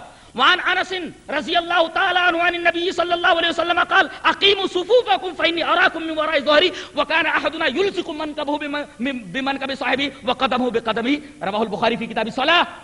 حضرت انس رضی اللہ تعالیٰ فرماتے ہیں کہ رسول اللہ صلی اللہ علیہ وسلم نے ارشاد فرمایا کہ تم لوگ اپنی صفیں درست رکھو اس لیے کہ میں اپنی پیٹھ کے پیچھے سے بھی تم کو دیکھتا ہوں. یہ نبی کا معجزہ تھا. کہتے ہیں اس فرمان کے بعد ہم میں سے ہر ایک، وکان احدنا، ہم میں سے ہر ایک، تمام صحابیوں کا یہ عمل تھا کہ یلزق منکبہ بمنکب صاحبہ، اپنے کندھے کو اپنے بھائی کے کندھے سے ملا لیتا، وقدمہ بقدمہ، اور اپنے قدم کو قدم سے ملا لیتا. جانتے ہیں یہاں لفظ کیا استعمال ہوا ہے ملانے کے لیے؟ الزاق. اور آج کل عربی میں الزاق کہتے ہیں پٹی کو. پلاسٹر کیسے لگایا جاتا ہے؟ پوری طریقے سے اس کو باندھ دیا جاتا ہے مضبوطی سے. اس کا مطلب الزاق کا لفظ جو استعمال کیا گیا ہے پوری طریقے سے کندھا ملا لو اور قدم سے قدم ملا لو. یہاں قدم سے قدم بھی نہیں ملایا جاتا، کندھے سے کندھا بھی نہیں ملایا جاتا. کتنی احادیث ایسی ہیں جن کے خلاف یہ لوگ مجتمع ہیں اور دھڑلے کے ساتھ ان کے خلاف عمل کر رہے ہیں. جہاں تک ہندوستان کی تاریخ کا معاملہ ہے، الحمدللہ جنگ آزادی میں اہل حدیثوں نے جتنا خون بہایا ہے، یہاں موجود کسی بھی مذہب کے ماننے والے نے اتنا پسینہ بھی نہیں بہایا ہوگا. یاد رکھیے آپ، جنہوں نے تاریخ جنگ آزادی پڑھی ہے وہ اچھی طریقے سے واقف ہیں کہ آج ہندوستان جو آزاد ہوا ہے وہ اہل حدیثوں کے بہترین رول ادا کرنے کی وجہ سے. انہوں نے اتنا کچھ بہایا ہے خون، اتنا کسی آدمی نے، کسی مذہب کے ماننے والے نے پسینہ بھی نہیں بہایا ہوگا. آپ مسٹر برک، یہ ایک انگریز مورخ ہے، اس نے تحریک آزادی ہند پر ایک کتاب لکھی ہے جس کا ترجمہ حسام الدین صاحب نے تصویر کا دوسرا رخ کے نام سے کیا ہے.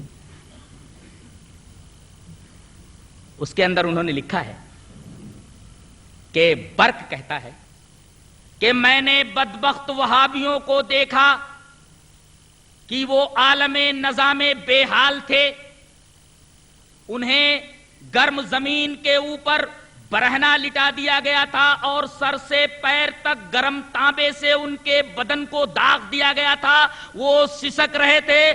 میں نے جب یہ روح فرسا منظر دیکھا تو میں نے اپنی پستول سے ان کو ختم کرنا ہی مناسب خیال کیا. یہ وہابی کون ہے؟ ایک بات یاد رکھیے، 1857 سے پہلے حنفی اور اہل حدیث سب مل کر کے انگریزوں کے انخلا کی کوشش کر رہے تھے ہندوستان سے. لیکن وہ حنفی کون تھے؟ ولی اللہ حنفی، دیوبندی حنفی نہیں. ولی اللہ حنفی میں اور دیوبندی حنفی میں فرق ہے.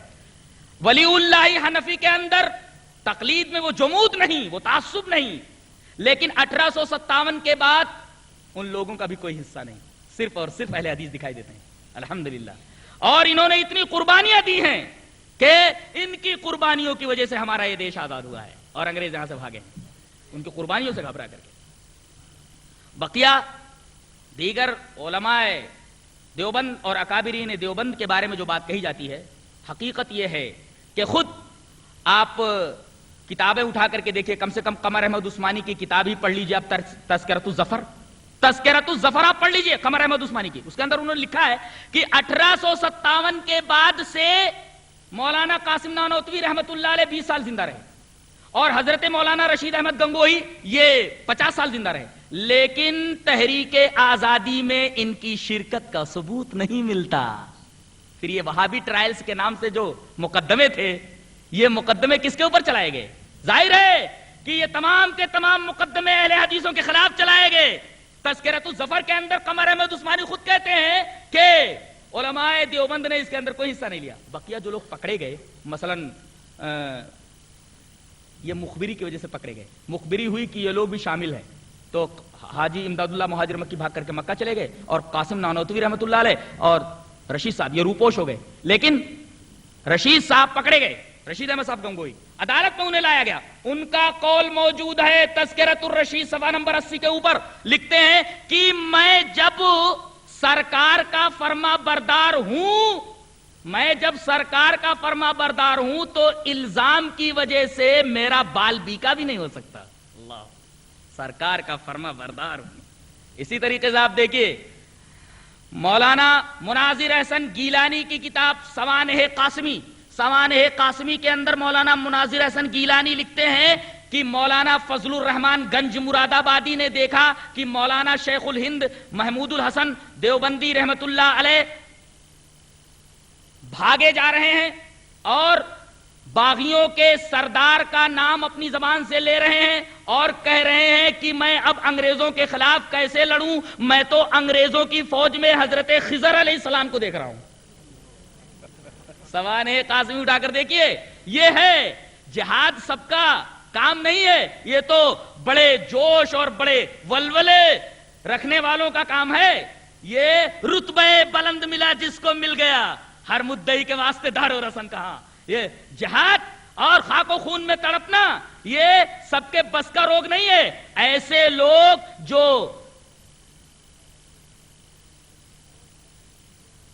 ہلکی طبیعت کے ہوتے ہیں، نرم طبیعت کے ہوتے ہیں، یہ میدان جہاد کے اندر کیسے اتر سکتے ہیں؟ انگریزوں کے خلاف کیسے اتریں گے؟ یہ حقائق کتابوں کے اندر موجود ہیں. آپ کتابیں اٹھا کر کے دیکھ لیجئے، حوالے دیے جا رہے ہیں کتابوں کے، آپ کتاب اٹھا کر کے دیکھ لیجئے. ہم اپنی طرف سے کوئی بات نہیں کہتے، جو بات کہی گئی ہے دلائل کی روشنی میں کہی گئی ہے. تو ہم کو کہا جا رہا انگریز کا بچہ، گالیاں دی، یہ انگریز کا بچہ. ارے ہم انگریز کے بچے ہیں؟ ہم نے تو خون بہایا ہے. رہا چند لوگ مثلا نواب صدیق حسن خان، حالات ایسے نہیں تھے، مسلک وفاداری اختیار کرنا ضروری تھا. کیا کرتے؟ اسی طریقے سے محمد حسین بٹالوی رحمت اللہ علیہ کے بارے میں جو بات کہی گئی وہ حقیقت سے بالکل دور ہے. حضرت محمد حسین بٹالوی رحمت اللہ علیہ نے دیکھا کہ 50 سال سے یہ تحریک چل رہی ہے، اس کا نتیجہ کیا نکلا. اس طرح تو سارے اہل حدیث مار دیے جائیں گے. انہوں نے صرف اتنا کیا کہ انگریزوں سے اتنا کہا کہ آپ تو جو محاذ پر لڑ رہے ہیں ان کو بھی وہابی بولتے ہیں، جو اندر ہیں ان کو بھی وہابی بولتے ہیں.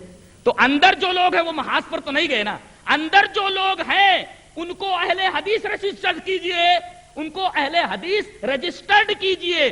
اس طریقے سے انہوں نے بچے کھچے اہل حدیثوں کو بچانے کی کوشش کی. بڑے آدمی نے بڑا کام کیا. کرتے کیا؟ یہ وہی بات ہے کہ رسول اللہ صلی اللہ علیہ وسلم نے میدان بدر میں جب قلیل تعداد مسلمانوں کی دیکھی تو دعا کی اللہ سے، اے اللہ اگر آج اس میدان جنگ میں مسلمانوں کی یہ قلیل تعداد مار دی گئی تو قیامت تک اس روئے زمین کے اوپر تیرا نام لیوا کوئی نہیں رہے گا. حضرت محمد حسین بٹالوی رحمت اللہ علیہ نے ایک بڑا فیصلہ کیا کہ بچے کھچے جو اہل حدیث ہیں ان کو کسی طریقے سے بچا لیا جائے، ورنہ جہاد کے لیے راہیں ہموار نہیں ہوں گی۔ انگریزوں کو ہندوستان سے کیسے بھگایا جائے گا، کس طریقے سے ان کو یہاں سے ہٹایا جائے گا؟ قربانیاں دینے والے تو یہی لوگ ہیں۔ اگر یہی لوگ سب ختم ہو گئے ایک ایک کر کے تو پھر انگریزوں کے خلاف میدان جنگ میں نمبردازمہ کون ہوگا؟ تو یہ ہیں تاریخی حقائق۔ ان تاریخی حقائق کو مسخ کرنے کی کوشش کی گئی ہے، لیکن تاریخ مسخ نہیں کی جا سکتی۔ تاریخ ہے، وہ سچائی کو کہیں نہ کہیں ظاہر کر ہی دیتی ہے، کتنا ہی اس کے اوپر پردہ ڈالا جائے۔ جہاں تک قیاس کا معاملہ ہے، کہتے ہیں ہم قیاس کے منکر ہیں، قیاس کے منکر ہیں۔ ارے بھائی ہم تو اس قیاس کو مانتے ہیں، ابھی میں نے کہا کہ اس قیاس کو ہم مانتے ہیں جو قیاس مستفاد ہو قرآن و حدیث سے۔ مثلا کہا گیا کہ اگر امام ابو حنیفہ رحمۃ اللہ علیہ نہ ہوتے تو بہت سارے مسائل کے اندر ہم لوگ گنگ رہتے۔ مثلا مچھر، مکھی اگر گر جائے تو کیا کیا جائے، اس بارے میں حکم ہے کہ اس کو ڈبو لیا جائے، اس لیے کہ اس کے ایک پر کے اندر شفا ہے، ایک پر کے اندر زہر ہے۔ تو جب گرتی ہے تو اس سائڈ سے گرتی ہے جس پر کے اندر زہر ہوتا ہے، لہذا اس کو ڈبو لو تاکہ جس پر کے اندر شفا ہے وہ بھی اس کے اندر مکس ہو جائے۔ مکھی کے بارے میں رسول اللہ صلی اللہ علیہ وسلم نے یہ بات فرمائی۔ اب اس سلسلے میں تو صراحت حضرت سلمان فارسی رضی اللہ عنہ، بہت مشہور واقعہ ہے، حضرت سلمان فارسی رضی اللہ عنہ رسول اللہ صلی اللہ علیہ وسلم کی خدمت میں اور کہا کہ اللہ کے رسول گورخر کے بارے میں آپ کیا کہتے ہیں؟ گورخر کھانا جائز ہے یا نہیں؟ گورخر جنگلی گدھا کھانا جائز ہے یا نہیں؟ آپ صلی اللہ علیہ وسلم کو کیا بولنا چاہیے تھا؟ آپ صلی اللہ علیہ وسلم یہ کہتے حلال ہے یا حرام ہے، لیکن آپ نے ایک اصولی بات کہی۔ دیکھیں اصولی بات دیکھیے آپ، حضرت سلمان فارسی پوچھ رہے کہ اللہ کے رسول جنگلی گدھا کھانا کیسا ہے، گورخر کھانا کیسا ہے؟ رسول اللہ صلی اللہ علیہ وسلم نے یہ جواب نہیں دیا کہ حلال ہے یا حرام ہے، رسول اللہ صلی اللہ علیہ وسلم نے ایک اصولی بات فرمائی، کہا سلمان اللہ نے جس چیز کو حلال قرار دے دیا ہے وہ حلال ہے، جس چیز کو قرآن میں اور حدیث میں حرام قرار دے دیا ہے وہ حرام ہے، اور جس چیز سے سکوت فرمایا ہے اس کے بارے میں قرید نہ کرو، اگر طبیعت کہتی ہے تو کر لو۔ لہذا مچھر کے بارے میں جو کوئی تفصیل نہیں ہے، گر جائے تو اٹھا کر پھینک دو، یہ تو حدیث سے ثابت ہے کہ قرید نہ کرو، قرید نہ کرو۔ اور دوسرا جواب یہ بھی دیا جا سکتا ہے کہ بھائی جب بڑی چیز کا تذکرہ ہو گیا تو چھوٹی چیز خود کے اندر داخل ہو جاتی ہے، لیکن جب مچھر کے بارے میں کوئی صراحت نہیں ہے، ٹھیک، وہ گر جائے تو اٹھا کر کے پھینک دو۔ کھود قرید کرنے کی ضرورت نہیں، اس لیے کہ اللہ بھولا نہیں ہے۔ رسول اللہ صلی اللہ علیہ وسلم نے ضابطہ بتا دیا ہے کہ اللہ نے جو چیزیں حرام کر دی ہیں وہ حرام ہے، جو چیزیں حلال کر دی ہیں وہ حلال ہے۔ جس چیز کے بارے میں خاموشی اختیار کی اللہ بھولا نہیں ہے، اس بارے میں کھود قرید مت کرو۔ مچھر گر گیا اٹھا کر کے پھینک دو۔ ہم اس سلسلے میں کسی امام کے محتاج نہیں ہیں۔ اب آپ بتائیے ٹرانسپلانٹیشن آف کڈنی کو دینا، کسی آدمی کی کڈنی خراب ہو گئی ہے، کیا ہم اپنی کڈنی ڈونیٹ کر سکتے ہیں؟ اس کو اپنا بلڈ اس کو دے سکتے ہیں؟ یہ جزیہ موجود نہیں فقہ کی کتابوں میں۔ اس کا مطلب یہ ہے کہ امام ابو حنیفہ رحمۃ اللہ علیہ اور ائمہ سے بھی بہت ساری چیزیں چھوٹ گئی، ان کے دور میں نہیں تھی، اب ہیں۔ اب کیا کیا جائے؟ تقلید سے کام بنے گا کہ اب بھی اجتہاد کی ضرورت ہے؟ تو ہم اس قیاس کو مانتے ہیں کہ اگر قرآن و حدیث سے کوئی بات صراحتاً معلوم نہیں ہو رہی ہے تو اس میں قیاس کیا جائے، اور قرآن و سنت سے مستفاد قیاس کو لے لیا جائے۔ ہم قیاس کے منکر نہیں ہیں، لیکن بنیادی چیز ہمارے یہاں ماخذ شریعت ہی دو ہیں، کتاب و سنت۔ اس کے بعد ان چیزوں سے جو چیز مستفاد ہوگی، قرآن و حدیث سے جو زیادہ ہم آہنگ ہوگی، ہم اس کو لے لیں گے۔ یہ ہمارا مسلک ہے اور یہ ہمارا منہج ہے۔ میں دعا کرتا ہوں کہ اللہ تبارک و تعالی ہمیں نیک عمل اور صحیح سمجھ کی توفیق عطا فرمائے۔ وآخر دعوانا الحمدللہ رب العالمین۔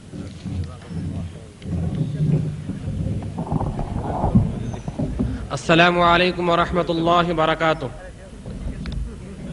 مناظرہ تروپتی جو 4 کیسٹوں پر مشتمل ہے، آپ سے گزارش کی جاتی ہے کہ جاتے ہوئے خرید کر جائیں، اس میں بہت سے معلومات اکٹھا ہیں۔ مولانا بدیع الزماں مدنی نے اس کا مناظرہ کیا ہے۔ اور دوسرا اعلان یہ ہے کہ اسلام اور پیغام امن پر اسلامک ایگزیبیشن اور کنونشن 17 تاریخ سے 26 دسمبر تک پیلس گراؤنڈ میں منعقد کیا گیا ہے، اس میں بھی معزز علماء کے خطابات ہوں گے، شرکت فرمائیں۔ اور حج اور عمرہ کا جو انتظام دارالسلام کے نام سے کیا گیا ہے، آپ افضل پاشا صاحب سے رجوع کریں، عاقل صاحب سے اور شکیل میٹھی صاحب سے، اور یہاں اسد الرحمان صاحب سے ملاقات کریں، کیونکہ یہ جدہ اور مکہ میں 17 سال سے رہ کر خدمت انجام دے رہے ہیں. اور اس کے علاوہ آخر میں ہدیہ تشکر حافظ عارف اللہ بیگ صاحب پیش فرمائیں گے.